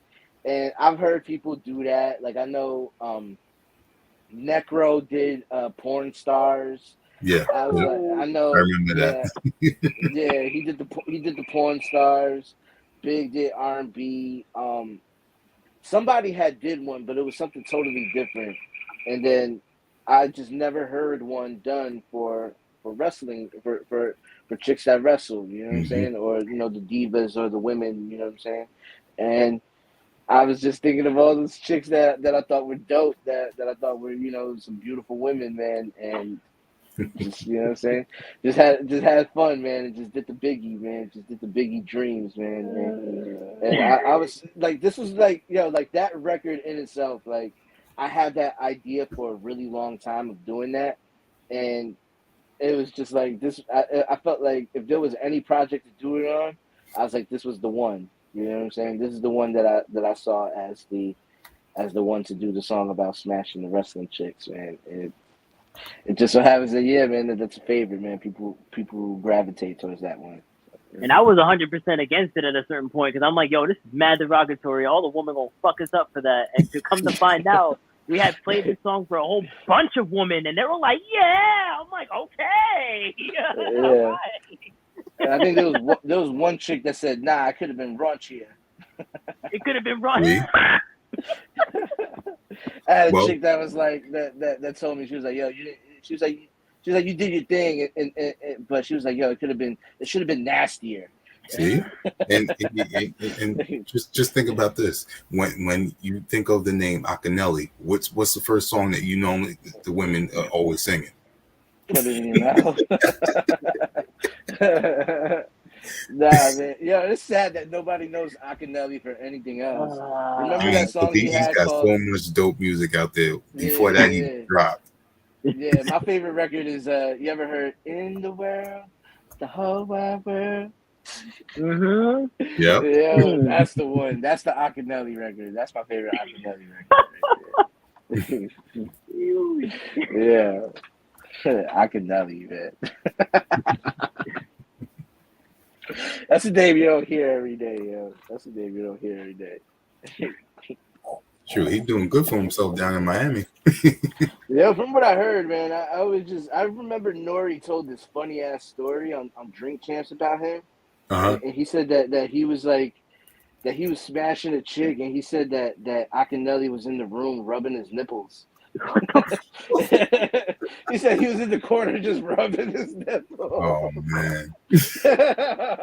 So I always found that shit to be hilarious. I can never listen to that guy's music ever again, or take him serious as a human being, but yeah, man. Yeah. That's The next track, what was that? Number 6. WWE's One. Yep. Yeah. Yeah. Oh man, so that record, man. So in the beginning of the record, man, there's a prank call, man. That's me actually prank calling the Pope of New York Sports Radio, Mike Francesa.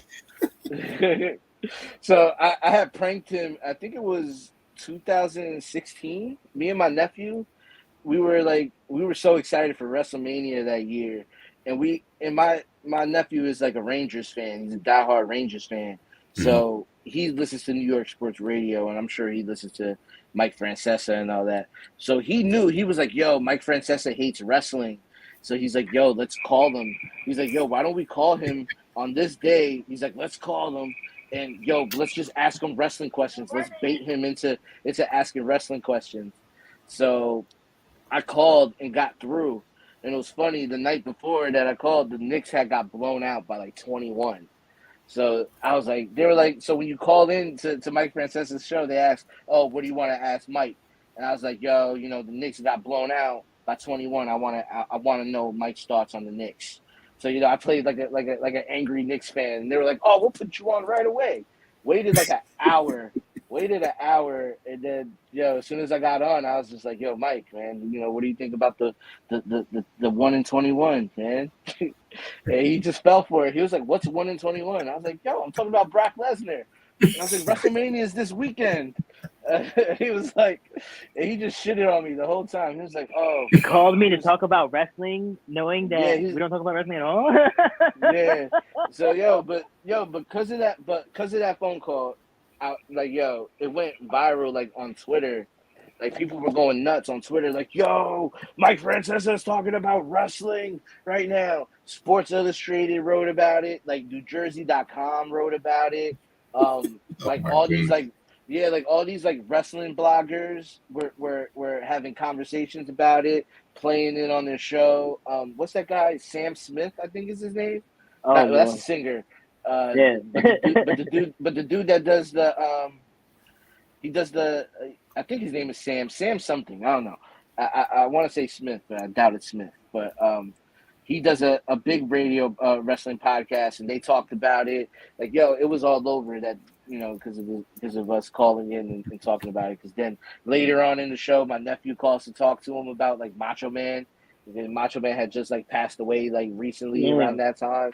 Wow. So yeah, we were just like, you know, we were just calling and just pranking him, man, and just messing with him, man. But somebody had screen captured it and put it on YouTube, and that's how I was able to see it, man, and save it. And once it came, like, again, man, it was one of those things that I held on to for a very long time. I was like, yo, I want to be able to use that one day for a song, man, and that record was the one. And that record, there's a record on there like that I thought was like my favorite lyrically. It's between that one and Subject to Change as far as like records that I feel like I really went crazy and left Earth on. But WWE's On is one of my favorite records, and so much to it. Just a little, you know, even the sound clip on there, prank call of Mike Francesa, that's forever immortalized now. So I'm so happy about that.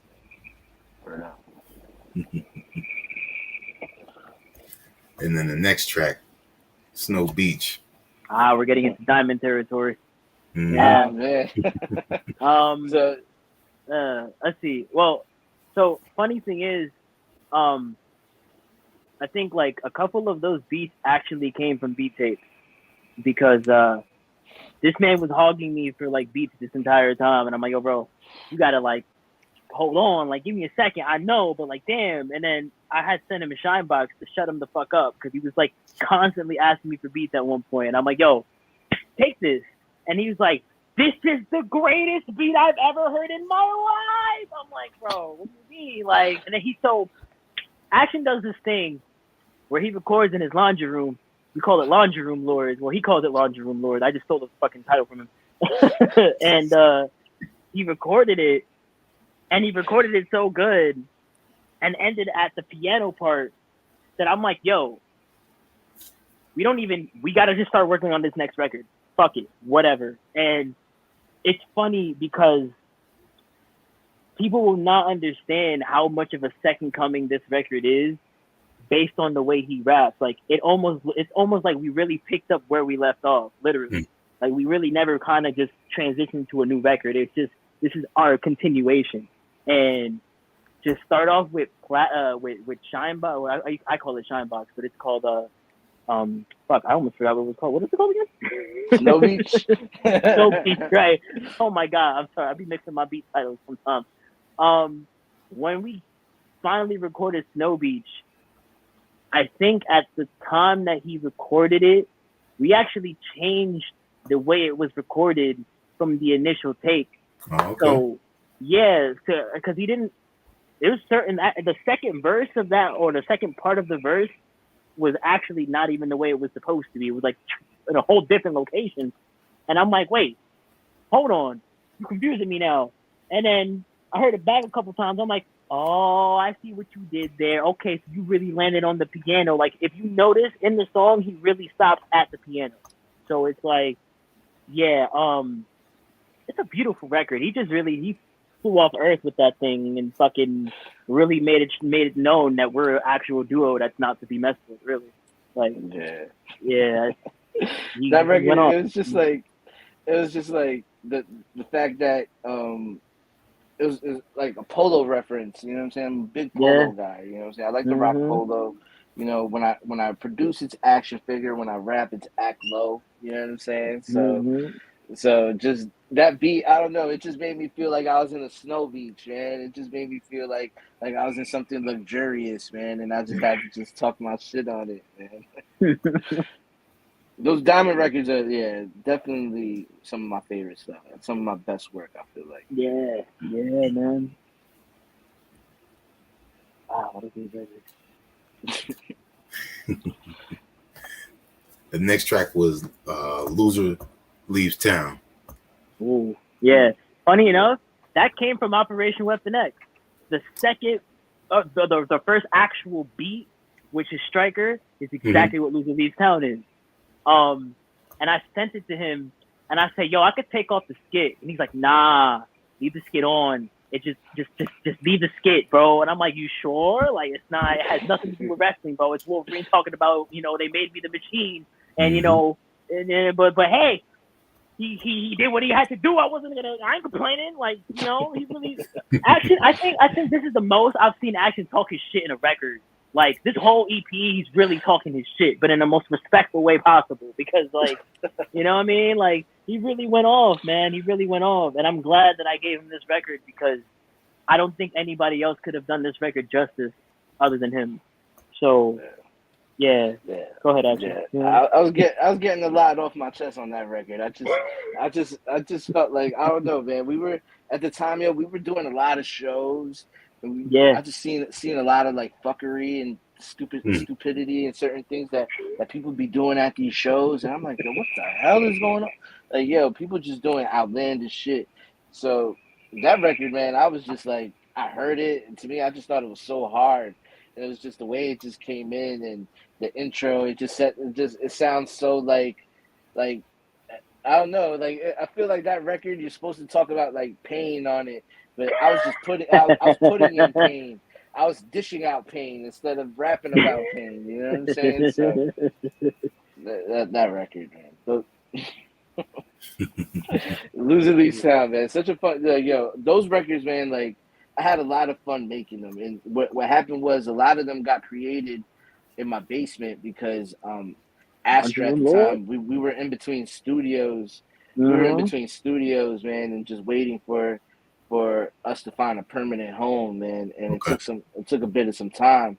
So in the meantime of that, while all that was happening, that's when we started just working on Diamond. We just said, fuck it, let's work on Diamond.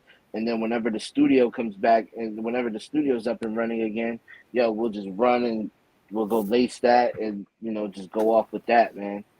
And, you know, during that time, man, that's what I was doing. Kind of after Platinum, you know, I was working wrestling school. I was, you know, still handling my, you know, my work and duties with that. But everything else, we were making videos. We were kind of getting everything. We were just gearing up for Platinum just because we just knew that this was the stuff that was going to bring us to the promised land. So, you know what I mean? And right after that, we were just, like I said, we just kept cooking just because the synergy was so good and everything. Like, you know, we were making, like I said, some of the best music, at least some of my best music that I made. And, you know, I attribute that to, you know, Wulverine just having that shit, man, and just having those beat tapes, man. Those beat tapes came in handy for some shit every now and then. Yeah, I'll go to those and try to abuse them. You know what I'm saying? Be like, yo, did somebody take this one? Did somebody take this one? Did somebody take this one? You know what I mean? Like, yeah. Yo, and you know what? Shout outs to Vega the Ronin because it's funny he had a title called Loser Leaves Town for so long and he never put it out. So the fact that we put it out and then ended up being his favorite song, it's really fucking hilarious. But shout outs to Vega the Ronin for that because he's an amazing dude. Yeah. Oh man, The new Shadowrunner album is fire. Ooh, Man, I could talk he's about another that shit one. He's right dope now. with the concepts. I could talk about that shit for days, yo. Oh my god. I'm a big Cyberpunk fan, so when I heard that, I was playing the game and hearing that at the same time. I'm like, yes, yes. Oh man, I love Vega, bro. Yeah, man. Vega's one of those dudes, man. We got something in the works, man. We're gonna do some music soon. Okay. And that shit is gonna be so that shit is gonna be so crazy. You don't understand. Like it's good. That's we're my very guy big, right there. That's we're my very guy big right Vega there. fans, so for us to even be able to be in the same room with him is just it's an honor for real. Yeah. That's dope. Yeah. Man. Anticipation. Mm-hmm. Mm-hmm. So much, man. Next track, Aklo versus Cactus Jack. Oh man, now this one, man. So there was a point in time where Wulverine was like, "Yo, I don't got beats. Stop asking me for beats." So I was like, one day I was digging for samples, and then I came across the sample for Aklo versus Cactus, and when I heard it, I was like, damn, this shit goes hard. I was like, yo, but I was like, I don't hear me producing it. I was like, I hear Wolves style on this. So I hit a Wolf like, yo, I got a sample for you, yo. I need you to make this beat for me, yo. And he looked at me and was like, yo, but why do you need me to make it? And I was like, nah, yo. I was like, nah. I was like, this is you all over it, yo. And he was like, okay. So he made it and then he sent it back to me, and I was like I within wanted the to hour cry. too. I did not make this man wait. I sent it within the hour. Yo, I'm like, yo, you word? Okay, cool. Wow, they're done. Yeah, when I heard that shit, I was like, oh my god, this is beautiful. I wanted to like shed tears in my eyes. You know what I'm saying? And I must have wrote to it right then and there. I know I wrote to it on the spot. I just knew that record is one of my favorite records. Like, it's one of my favorite records to perform. It's one of my favorite records to just listen to. It's one of those songs that I feel really good about. It was just the one that I was like, yeah. When I made that record, that specific record, I felt like really, really in pocket, and I just knew, like, I was like, okay. I was like, the last project wasn't a fluke. I was like, this is really like going to happen. You know what I'm saying? And I just knew that record was one of those ones. And you know, I'm happy that you know what I'm saying, that I'm not one of those people, man, that get jealous or hate the next man. You know what I'm saying? And sometimes, like, I hear stuff, and sometimes, you know, Wulverine knows that I send them samples all the time, and you know what I mean. Sometimes it's for me, sometimes it could just be for him. You know what I mean? But Right. for me, man, it just like hearing something and not hearing it in your style and being able to go to one of your homies or go to one of your peoples and to be like, yo, I hear this in the way you make shit. You know, I think is dope, and I think it says a lot, man. And for me, I mean, that just shows like I'm not as super selfish over things. Like some people would hear that sample or hear a sample and want to keep that to themselves and never want to show anybody until they create what they want to create. But for me to be able to be like, nah, like this is Wolf all over it. This ain't me, you know. And I really like, you know, was really happy about that. And it was really dope to be able to like see that, and the fact that he even knocked it out the park was even made it even more better. It just proved I was right. You know what I'm saying? No, I always appreciate him even giving me the alley oop, because it's a challenge for me to even flip anything that somebody sends me. Because then if I didn't even hear it beforehand, I'm like, huh, what? And then he's like, word, just do it. Worst case scenario, we don't use it. I'm like, no, we gonna use it. You talking to me? Like, no, like it's gonna get done. But it's what I love about Action is that he finds a way to challenge me every single time, every single time, and it never fails for me to yield such great product because of it. And I love it. I love it. It's great. It's amazing. Ah, man, it's a great record. When I listen to it's how Wolverine how you loop and chop, right, and it fits Action Figure's rhyme pattern, right. So that might be difficult for certain people, but the two of you seem to always click when it comes to creating your music. Yeah, because I think what it is also is that I think about my musical pieces as movie direction, if you will. Like, I'll direct the soundscape. I'll give you the score. It's up to you to lay down the scenes and see if they match or not, you know, because sometimes it could just be a really good beat, but then somebody else might not have the attribute amount of rhymes or lyricism that matches with it. So, and it could also be the other way around as well. I'm just glad that me and him have a great understanding through every single medium, every single time, like without fail.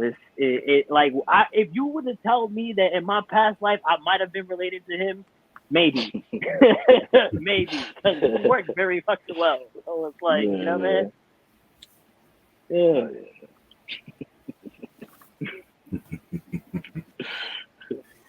Oh man, the next track, Eddie Guerrero in Heaven. It's been that was my beat for Rock Marciano. I was like, yo, I want to make this beat. It's for Rock Marciano. It says Rock Marciano all over it. And at the time, I was listening to so much Rock Marcy, and I was like, Action's like, but I want it, and I'm like, but I want to give it to Marcy. And he's like, but let me like, I'm like, all right, here, whatever. And then he killed it. He knocked it out the park. I can never be mad at Action for asking me for beats that I give to other people or that I want to give to other people, because it's never going to be shit. It's always going to be great. So I'm like, you know what? Take the beat, run with it, do whatever you want. And then he fucking gave me back Eddie Guerrero in Heaven. And I'm like, oh, God, it's going to be one of those. All right, Action. Okay. Oh, man. Yeah. And I love the way we end the record too. That's one of the records that I really enjoy because it has a start, a middle, and an end. And you won't catch it because it's so short, but like it's such a great record. I love the way we ended that record. It's amazing. For the art, yo, it's for the art, man. Like, yo, it's amazing. It's for the art. It's for the art, man. It's for the art, yeah. I don't think that's like gun, yo. Yeah, that's the thing. That's the thing about us, man. We're like big gun fans. You know what I'm saying? 100%. So you know, so like we were just laughing about that record, man. And when I record, man, I'm drinking. So you know what I mean. I like to just get a little bit of Hennessy in me, and you know what I'm saying. And by that time, I think I had a little too much, a little bit too much of the Hennessy. But man, we were having fun in the studio, just making that. And I was just like, explore the art, yeah, like just respect, like explaining the line in the song for no reason. Mhm. Like, yeah, just having fun, man, just bugging out. And I always thought for some reason that we were gonna just edit that part out, and we didn't edit it out. And I was like, I'm not even mad at that. It's a great ending. I wouldn't have never edited it out. Fuck that. It was just off the cuff. It was just like so natural. It wasn't even like I wasn't like, yo, I'm gonna come at this part and I'm just gonna talk right here and I'm gonna say this. It's just like, nah, it just came off the top of the head, man. I like when things like that work out like that, man. Feel that. Next track, we already made it. Our little homage to fucking Jadakiss and Alchemist because we love him so much. Yeah, I mean, yeah, you can talk about that one. Nah, I was okay when I made this beat. I think was this also a beat sample that you sent me? I think so. No, Yes. it wasn't. Nah, No, it wasn't. It wasn't. nah. I'm lying. Actually, this was from a beat tape. I had a beat tape called "Smoking on That X Pack," which is, if you know, Wolverine in many variations of the comics has killed the X-Men characters, whether he's been persuaded or on some anti-hero shit. So, as we all know, also SZA got a song called "Smoking on the X Pack." You know what I mean? So I took, instead of EX, I put a big ass X in the title, and then I took the specific characters that I didn't like, even though and then put X in front of them. Like, no cap, like that's really what it is. And then so the appeal of that was to also put weed strains next to certain characters. So if you notice, there's a Storm Skywalker OG, there's a Magneto's Master Kush, there's a Colossus Cookies, like, or a Rogue Runt. You know what I mean? Like, that's just, I love the themes. I love themes. I gotta say this again. Like, it's just concepts do so well when you do it right. And every single time I listen to that record, I know I did it right. So I had a song on there, I had a beat on there called Danger Room Dust. And the beginning is like a scene from Scary Movie where, Ghostface comes in and they're smoking weed together. And then it translates to a different scene in X-Men where Storm and Wolverine come out. And she's like, what the hell was that? And he's like, Danger Room Session. And then the beat then plays. I ended up picking up the skit. And he was like, why is the skit not there? I'm like, because it doesn't make sense. Why would I leave the skit there?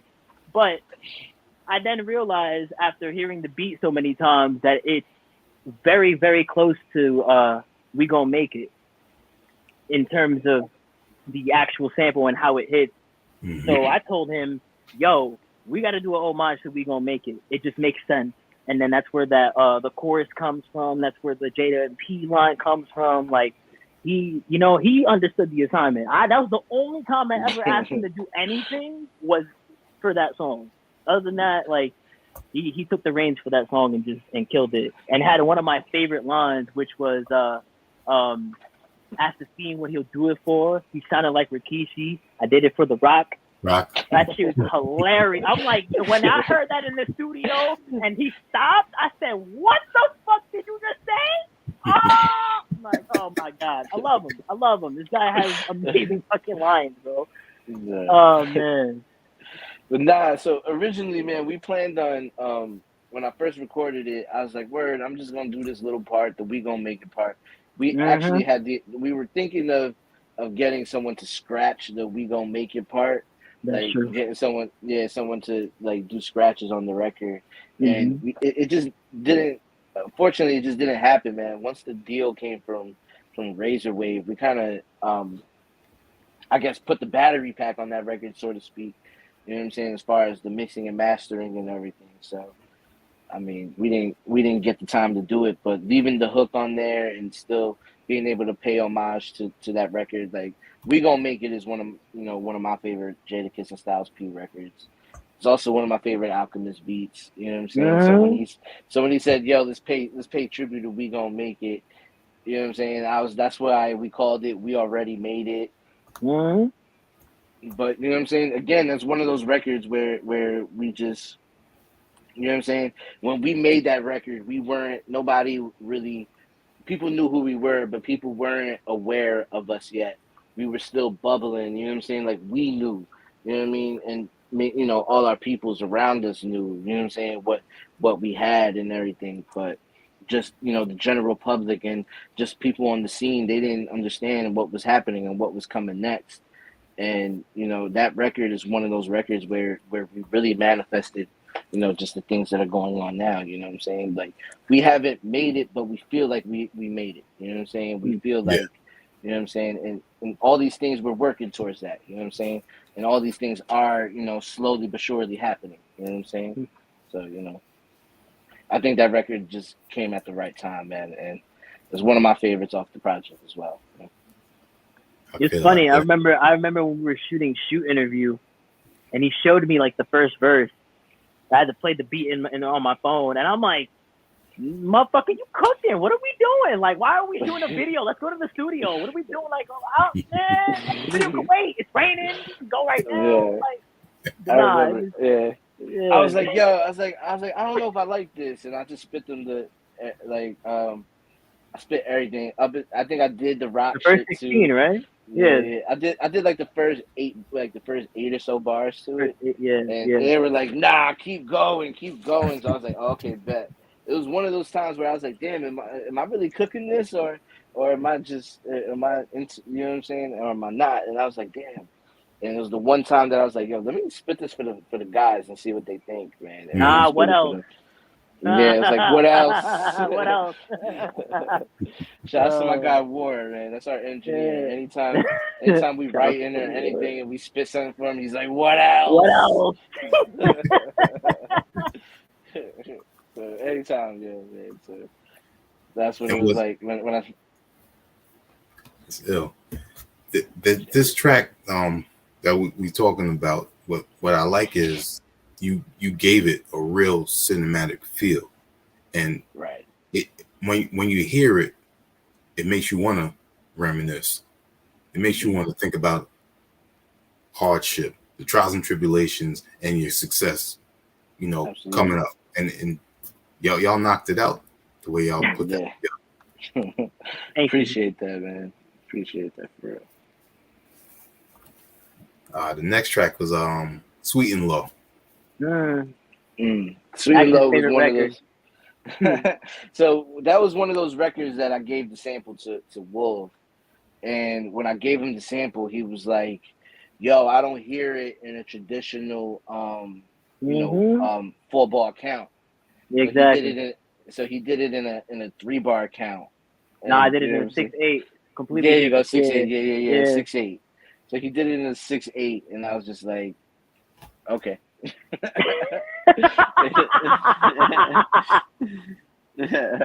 I mean, that was one of the records that really challenged me. I wasn't like, I'm gonna give you a bean. It took me like 3 days to really get that record done because I wasn't feeling it. Like, I didn't find what he was finding, and I'm like, bro, if you don't give me another better record, and I'm like, wait, hold on, give me like another day, and then I'm like, by the way, it's not going to be a 4/4 record. It just physically cannot be unless it sounds corny as hell. I can't make it sound corny. So I ended up giving him Sweet and Low exactly like that. And I'm like, it's going to be like a Earl Sweatshirt type record if you put it in that way. Uh-huh. And he was like, okay, let's do it. And then he did it. And I'm like, oh, wow. Like, okay. It impressed me because not a lot of rappers can rap over a different time signature. Everybody's always rapping over 4/4, which is fine. It's traditional. But for me, it was for me to challenge him and be like, all right, you can rap. Let me see if you can rap, bro. Like, I know he could, but like, you know, it's a completely different time signature, and he knocked it out the park. He really, you know, and then attributed to his whole Acklo persona, calling it Sweet and Low. So it's like, you know what I mean? And apart from the fact that we got an actual sugar packet called Sweet and Low, which made it even more sense. And shout outs to Zara Heel for making the cover art for it, for the little video where he put our faces on it and had like the Sweet and Low package, the pink one, and like kind of just did a little play on that. It's an amazing fucking cover art. I think we're gonna make stickers for it soon. It's amazing. Yeah. We were like thinking too, man, when we got that art sent to us, I was like, damn, man, this shit would look ill as a 7-inch record. You know what I'm saying? As a 45. You know what I'm saying? With that Sweet and Low cover on it. It just like, obviously it just reminds me. I have this record, man, this vinyl that I had bought, and it was like a I think it was that candy company Mounds or something like that. I realized that when people, man, with vinyl records, man, people have made compilation albums, man, like different companies and things. So when I found this like chocolate record that it has like all chocolate on the cover and everything, and it was like a Philadelphia radio show or something like that, and just seeing that cover reminded me of the Sweet and Low cover, and I was like, "Damn, yo, this would look." I was like, "I know this would look sick," because they had like the cover I'm talking about. They had like a bunch of like I said, like candy bars and stuff on it, and I was just like, I love the way this record, like this cover looks. You know what I'm saying? So to me, that Sweet and Low gave me that same vibe off of that, man. Sweet and Low is one of those records, though. I don't know, man. It's just one of those ones that just hit, man, and it's just one of my favorites. It just, I don't know, it just resonated with me. I was just talking a lot of like stuff on there. I shouted out like my favorite graffiti artist named Scent on there. You know what I'm saying? He's one of my, like, he's a person that I've literally seen in my neighborhood just growing up. I've always seen his tags all over the place. And to say his name on a record, I sent him the record too and everything. And he was like, yo, thank you for putting me in the record. And man, I wish we didn't have to rush that video, because me and him talked. He was like, yo, you know, I got access to a free wall, man, if you want to do a video and you want me to paint. And there was like so much, but we couldn't coordinate it. It just couldn't get coordinated right. That I was like, damn, man. I feel like it was a missed opportunity, man. But the fact that I got to send him the record, he got to hear it, and he was excited and he was happy. He was like, "Yo," I remember like I had put up like because I do this thing on Instagram sometimes where like I'll leak a song for like a little bit of time. I'll make like a little video for it on the reels, leave the record up, and you know what I'm saying. Usually it'll incorporate like a wrestling match or something. Like with Acklo versus Cactus, I did that. With We Already Made It, I did that. And Sweet and Low, I did that. We did that as well for Sweet and Low. And we just let it rock for like, I'll be like, all right, yo, as soon as I eat lunch, you know what I'm saying, I'm taking down this record. And that's usually what happens. Is I go, you know what I'm saying? I put like a weird stipulation. It's just like whoever hears it and gets to enjoy it. You know what I'm saying? And Sweet and Low was one of those records that after I made it, I was like, yo, I want people to hear this. Even if it's for an hour, I just want people to hear this, you know? And that was one of those records that I felt really good about. So, yeah. And the video got received very well. Like when we had put up the reel for the video before the video dropped, I think we that was the most plays we've ever gotten on like a 10-second snippet video. Like It was insane. Like everybody and their damn mama already heard this damn snippet before we even got to the video. Like I'm like, all right, so. And you know, the video got received well. It got really good numbers, especially the first day. I think we had hit 1K the first day, actually, which was amazing. I mean, it's the support that we get from people is immense, and I'm forever grateful for it, 100%. Word. So, and the video dropped on the same day as. On the same day, we don't play around, bro. We dropped the album, the damn EP, and the fucking video on WrestleMania weekend. Like, what are we doing? Like, come on, bro. It don't get better than that. It's just one of those things, man. It was just when we like sat back and we were like, yo, what would be a perfect time to drop this project, man? And just WrestleMania just stuck out like a sore thumb, man. And we were just like, yeah, we're like, it's only right. I was like, yo, I'm the wrestle rap guy. You know what I'm saying? Like, that's how I feel. You know what I mean? I was just like, yo, like dropping on that day, you know, that Friday would be perfect. It sets the weekend off. You know what I'm saying? I got to go to WrestleMania. So it was a crazy weekend for a drop of a weekend, man. And just being in Philly and, you know what I'm saying, seeing the numbers going crazy for Sweet and Low. People were, you know, like my phone was on fire for 2 days just off the strength of that drop. You know, people were going crazy.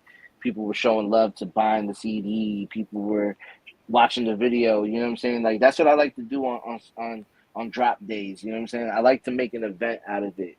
You know what I'm saying? You get the project at 12 a.m. starting at midnight. You know what I'm saying? And then from there, you know, it was like, all right, now if you want to invest a little, buy the CD. You just heard the EP, maybe now you can hear the CD. Boom. Yeah. You know, and then you got the video at 6 o'clock coming out, and you know what I'm saying? And it's just like, yo, we control the day. You know what I'm saying? That's how we feel. You know, like we control the day. You know, and it's just, and I think that's just gonna be the model just going forward from now on, man. Anytime like we release, let's drop a video the same day the project releases, and Mm-hmm. you know what I'm saying. Let's keep everything to that day. Let's just make it about that project. You know what I'm saying? And I think that worked out very well for us. And I think, you know what I'm saying. I think Definitely, it just yep. added. I think it just added to you know to just the rollout and everything. You know, so. And last but not least, the bonus track, Hulk Yeah. Hogan's Revenge. Out Yo, of you all talk- the songs we did, not one nary thing had wrestling involved in it, except maybe WWE's On, and even that didn't even have any wrestling anything. We had no wrestling skits, no nothing. I sent actually literally nothing wrestling related just because he was afraid of getting shit taken down. And I literally looked at him and I said, bro, if they would have taken something down, it would have been taking down my beat tapes. I have 2 wrestling beat tapes out, Wulvermania 1 and Wulvermania 2. Yeah, Yeah. not touched it since. And I'm like, you know what? You're taking a chance. I don't care. It's on the bonus track. I don't care. So I sent him this beat after, I think I want to say almost a whole year of him begging. He was begging me for this beat, and I told him, I don't know if I want to let you go yet. It was such a great beat. It means too much to me. I don't know. And he was like, yo, listen, this is any time that we're going to have to do this song, it's right now. And I'm like, all right, okay. But you got to kill the song. Like, better not, don't come back to me and say, yo, I can't do it. No, I need you to do it. Mhm. And I don't think I was at the studio when it happened. It was way too late. But he sent me back the snippet. And at first he was like, nah, I need the beat longer. And I'm like, no. You're going to have to work with what you got. And he was like, nah, you know what? Wait, no, I got you. And then he left the skit, which I love for that, even though he rapped over towards the end, but it's okay. And literally, I kid you not, it was one of the hardest verses I've ever heard Action rap on my beat specifically. And it's almost a little bit of a disservice to not have it on DSPs, but it's so good that we don't need to put it on DSPs. Like, it's that worthy of a bonus track where you're really gonna have to buy a CD just to hear it because it's such a great song. And like, we're never putting it on DSPs. Don't ask; it's just never gonna happen. Yeah. I mean, the closest we're gonna get to that actually like appearing on DSPs. I want to shoot a video to it just because it's one of my favorite records. It's absolutely 100% one of my favorite records that me and Wolf ever did. And I think what it was is just that I was on him so much for it. I was like, yo, when I heard that beat, when he first played it for me one day, I was like, what the fuck is this? No, the first time I played it for you was at ECW, right? When we went to go perform at the ECW arena. Oh, that's right. No, he played it on the car ride there, and he told me gave it to. Yeah, he told me he gave it to another MC.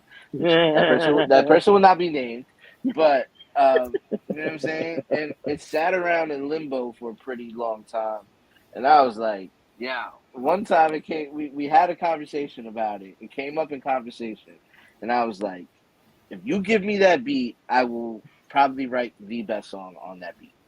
I was like, I will write my best record on this joint, and it ended up becoming one of my favorite records, and I listen to it at least once a day. You know what I mean? At least once a day, I listen to that record, just because it's just so beautiful, and I just love the fact that you know what I'm saying. People aren't gonna be able to can't stream it. You know what I'm saying? That I love that.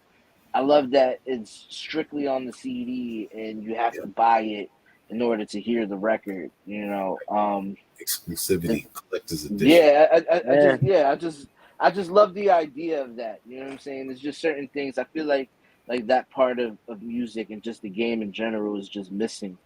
You know what I'm saying? It's missing these things that like little things like that, where like you're making someone buy the record. You know what I'm saying? Mm-hmm. But you're giving them something that they can only get there. You know what I'm Yeah, that's the saying? incentive right there. You know what I'm saying? Now, maybe you heard platinum, and maybe you heard both. You know, you streamed both things, but then now you got this one extra piece that you can't get nowhere else Yeah. except there. You know what I'm saying? And you know, some people they could probably live without the record, and I'm sure there's people out there that you know will probably leak the record at some point in time. You know what I mean? And I'm sure somebody's gonna. You know what I mean? I have no doubt in it. You know what I'm saying? That somebody is going to eventually probably put that up on YouTube. You know what I'm saying? And Always you happen. know, Yeah. yeah, Unfortunately. and it's cool. It's cool, but we hope. I hope that you know what I'm saying. It makes people inclined to want to listen to the CD and want to buy the CD and support, and you know what I'm saying. That's the hope. You know what I'm saying. But you know, it's not to gouge people for anything, man. I swear, man. But this record is special, man. It's a special record. It's something that I really poured my heart into, and it was just, and I just knew that as soon as he gave it to me, I was like, yo, like I'm gonna make something crazy on this, and I felt it, you know, and that's one of my that's just that joint to me, man. It's just I don't know if that could ever be replicated, man. Nah, nah, nah. I got you some shit for the next record. Stop it. Stop it. Like, Yeah. but it is a great record. I think, yeah, honestly, like it is one of the best records we've made together, and I'm glad that he set out to do what he said. He set out to do what he was gonna do and did it on the humble for real. Like seriously. I love that. I love it. It's a great record. Oh yeah. Definitely. So for action figure, which luchador would you be? Which one would I be? Yeah. I would have to say, man, I would have to be Rey Mysterio is my favorite, so I would have to say Rey Mysterio Jr. Man, if there was a luchador that I could be, it would either be him or La Parka, and it's just because I think La Parka is the man. He's a legend in his own right, man, and he was just always like he rode that fine line of being an amazing wrestler. It was Mhm. also incredibly funny, so. I love shit like that, man. But yeah, it's either Ray. To me, it's either Ray or La Parka, man. And for Wolverine, which old school martial arts film character would you be? Ooh. Ooh. Now I won't be on the martial arts side of things, but I'm a very big fan of Zatoichi, the blind swordsman. Ah, Like that. First of all, that the whole movie incredible. I've seen this movie like 3-4 times, like back to back. Incredible movie, and it's just, oh come on, a blind swordsman, bro. Like that's ill, man. Like you don't need. First of all, I'm partially blind, so it hits me a little bit different. But okay. like you know what I mean. But like he really that man just the Deutsche all the way, man. Yeah, shout out that actor. What's his name? Shintaro Chintat, Katsu. yo, oh Yeah, my god, bro. he killed that role, man. Woo! Man, great fucking movie. Definitely. Before we go and before you give your shout outs, let them know if you're gonna be performing at any upcoming shows. Word up. This Friday, man, I'm gonna be performing at Ripped Dispensary in Jersey City. It's right under the Pulaski Skyway, man. It's gonna be a good time. It's myself, China Beijing, my guy Key, Stack Skrilla, Lord Cartel, June and the Pushers. I'm trying to think. I hope I'm not missing anybody. I know I'm bringing out my guys. Pootie. Pootie, my guy Pootie. Shout out to Pootie, man. I'm bringing him out. I'm bringing out Eric the Red. I got BCP coming. Jay Rounds from Philly. You know what I'm saying? It's gonna be a crazy show, man. May 3rd, this Friday. Rip Dispensary, man. We've been posting it up everywhere. It's Astra Music Group, and it's Breaking Grounds with BG. Man, shout outs to BG, man. BG Queens, aka Squares, man. Shout out Mina Mendoza as well as my team, Astra Music Group, man. Right up. Mm-hmm. Dope. Yeah, you just dropped something with BCP, right? The Wright brothers. Yeah, that video just came out, man. We got an EP that's out already right now called Fort Norfolk. I produced it, and it's BCP just going crazy on my production, man. So we recently just put out the video. That video went crazy too. You know, right after Sweet and Low was one of those videos that got us a lot of great attention, man. And ever since then, we dropped me and BCP, and that went crazy. We got another 1,000 in a day. So that was really good, man. That project's out as well, man. So just support it, man. We got a lot of good music on the DSPs, man. Myself and Wulverine as well. You know. Definitely. What about you, Wulverine? Any upcoming shows? Hey, nobody asked me to perform, literally. No, ain't not one person be asking me to perform. I mean, I just did a performance with Action not too long ago on Friday. But as far as I'm concerned, I think I have a show May 31st and June 1st with Action and the rest of Astra. Other than that, those are like the only shows that I know of on my end of things. So, if anybody needs a producer that has amazing beats that needs a beat set, I'm here. I'll be here. Not me. But those are the only ones that I know of as of right now. May 31st, June 1st. It's like a back-to-back. Like, we're going to DC, I think, on the 31st, and then we're going to Jersey, like, on June 1st. So it's like I guess a mini tour, if you will, but not really. It's just us playing two different shows where we represent on two different states. You know what I mean? Dope, man. Action Figure and Wulverine. I appreciate you talking and taking the time to speak with us, not only about the EP and the album Luchadors going diamond was destined to come, but also speaking on the wrestling, speaking on the comics, your style of production, and also the synergy that the two of y'all have that it's displayed throughout this interview as well. Thank you. We really appreciate you for doing the knowledge, because not every interviewer does the knowledge. Like, you and Hip Hop Gems are the only two interviewers that I know so far that's interviewed Action that have actually done the knowledge. And so I really, really, really, really thoroughly appreciate you for that. Seriously. Yeah, absolutely, man. First of all, man, like I said, nobody's ever asked me about that beat tape, man. UFO over Music City, man. So, man, this was definitely a pleasurable interview, man. I'm really glad that you took the time out to really give us a very solid interview and really went back and checked out our catalog and spoke to us about things that others haven't, man. I could really appreciate that, man. Definitely get behind that as well.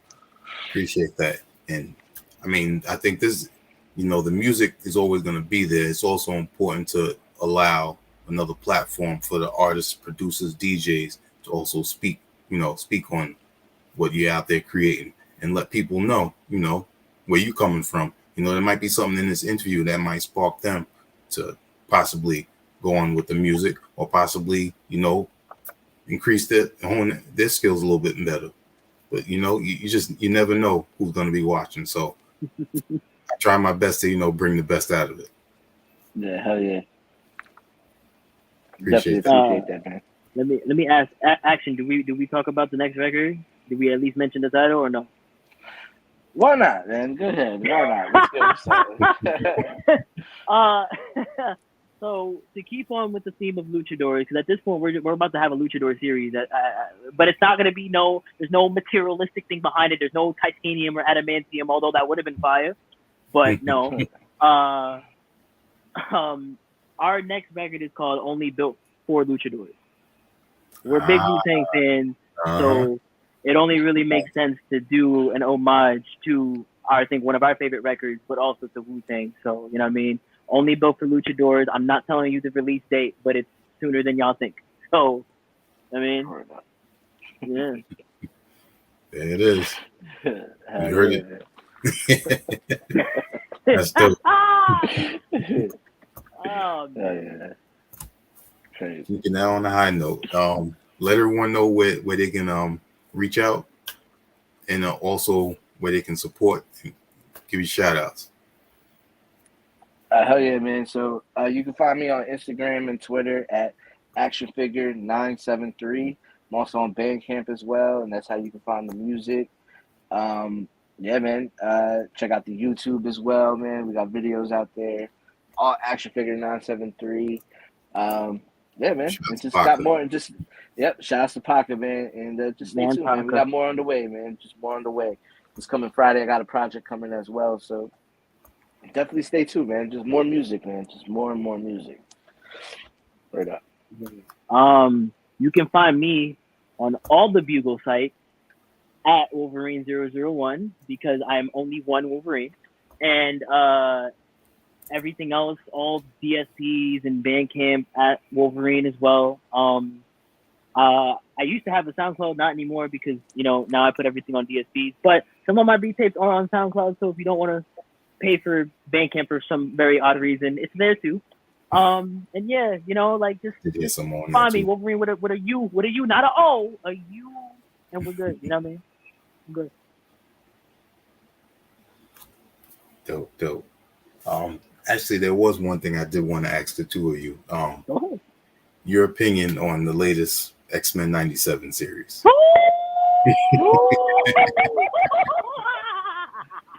This is one of the you greatest never things. asked me this. We're gonna be here for another hour. Oh my man, god! yeah. Listen, the greatest thing. This is the greatest thing that Kevin Feige and them have come out with in a very long time. Thank you. This is I grew up on the original X-Men cartoon. I remember buying the action figures and the toys and going crazy. So this hits me right in the heart, man. Yep. I want to say, as a young viewer, even though I've read the comics my entire time and I've rewatched the animated series, I didn't grow up with the animated series. However, being able to see the continuation of said series in a modern way is probably one of the best things, as Action has said, that Marvel has ever done, that Kevin Feige has ever done in his run being in Marvel. And let me say this, Marvel, if you're listening, take all the animated series, Fantastic Four, Spider-Man, and Iron Man, do the exact same thing you're doing for X-Men 97. I guarantee you the money will flow in. Like, very true. Trust me when I say this. It will get all the live action films even better pricing, even better everything, if you just run with it. Because the way X-Men 97 is, from the first episode even to now, I have been on the edge of my seat. Absolutely. Literally. Amazing. Literally.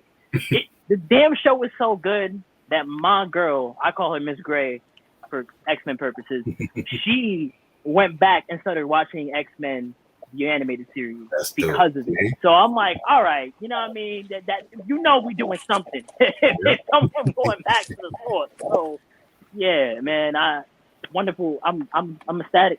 Every Wednesday. I'm happy as fuck. You know what I mean? Yep. Like, absolutely. Nah, man. Talk about touching your heart, right? Oh my god! And the best part is we getting Deadpool and Wolverine right after this. Like, man, I'm living my best life right now. I can't wait for that. Yeah. Oh. Yeah, man. Definitely. I appreciate y'all. Wulverine, action figure. The album is out there for y'all to go support. CDs are still available. As a matter of fact, Wolverine's was it Wulverine Mania 2? Is on Wolverine Mania 2? Yeah, it's on DSP. I actually released a very recent beat tape called BEST, Beats Everybody Smokes To. I dropped it on 420. So, like, you know what I mean? That's, if everybody wants to go listen to something while you know, enjoy and indulge in your devil's parsley, there you go. But other than that, yeah, that's you know, there's a new beat tape coming out soon. I'm just not gonna talk about it though. In action figure, I think you still have some physical cassettes of Wrestling School. Yes, sir. I still have Wrestling School. I got limited copies of Wrestling School. I have the Dashery available. I got copies of the CDs that will be selling soon. I'm waiting for the label to sell out of them first before I really start pushing those. But Just so y'all know, buy the cassette.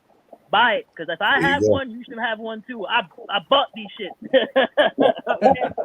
Yeah, y'all never gonna see this in your lifetime. That's all I gotta say. Word. yeah, Uh-huh. you got the exclusive. I don't even got I got that. the ECW version. He don't even got it. That's a no.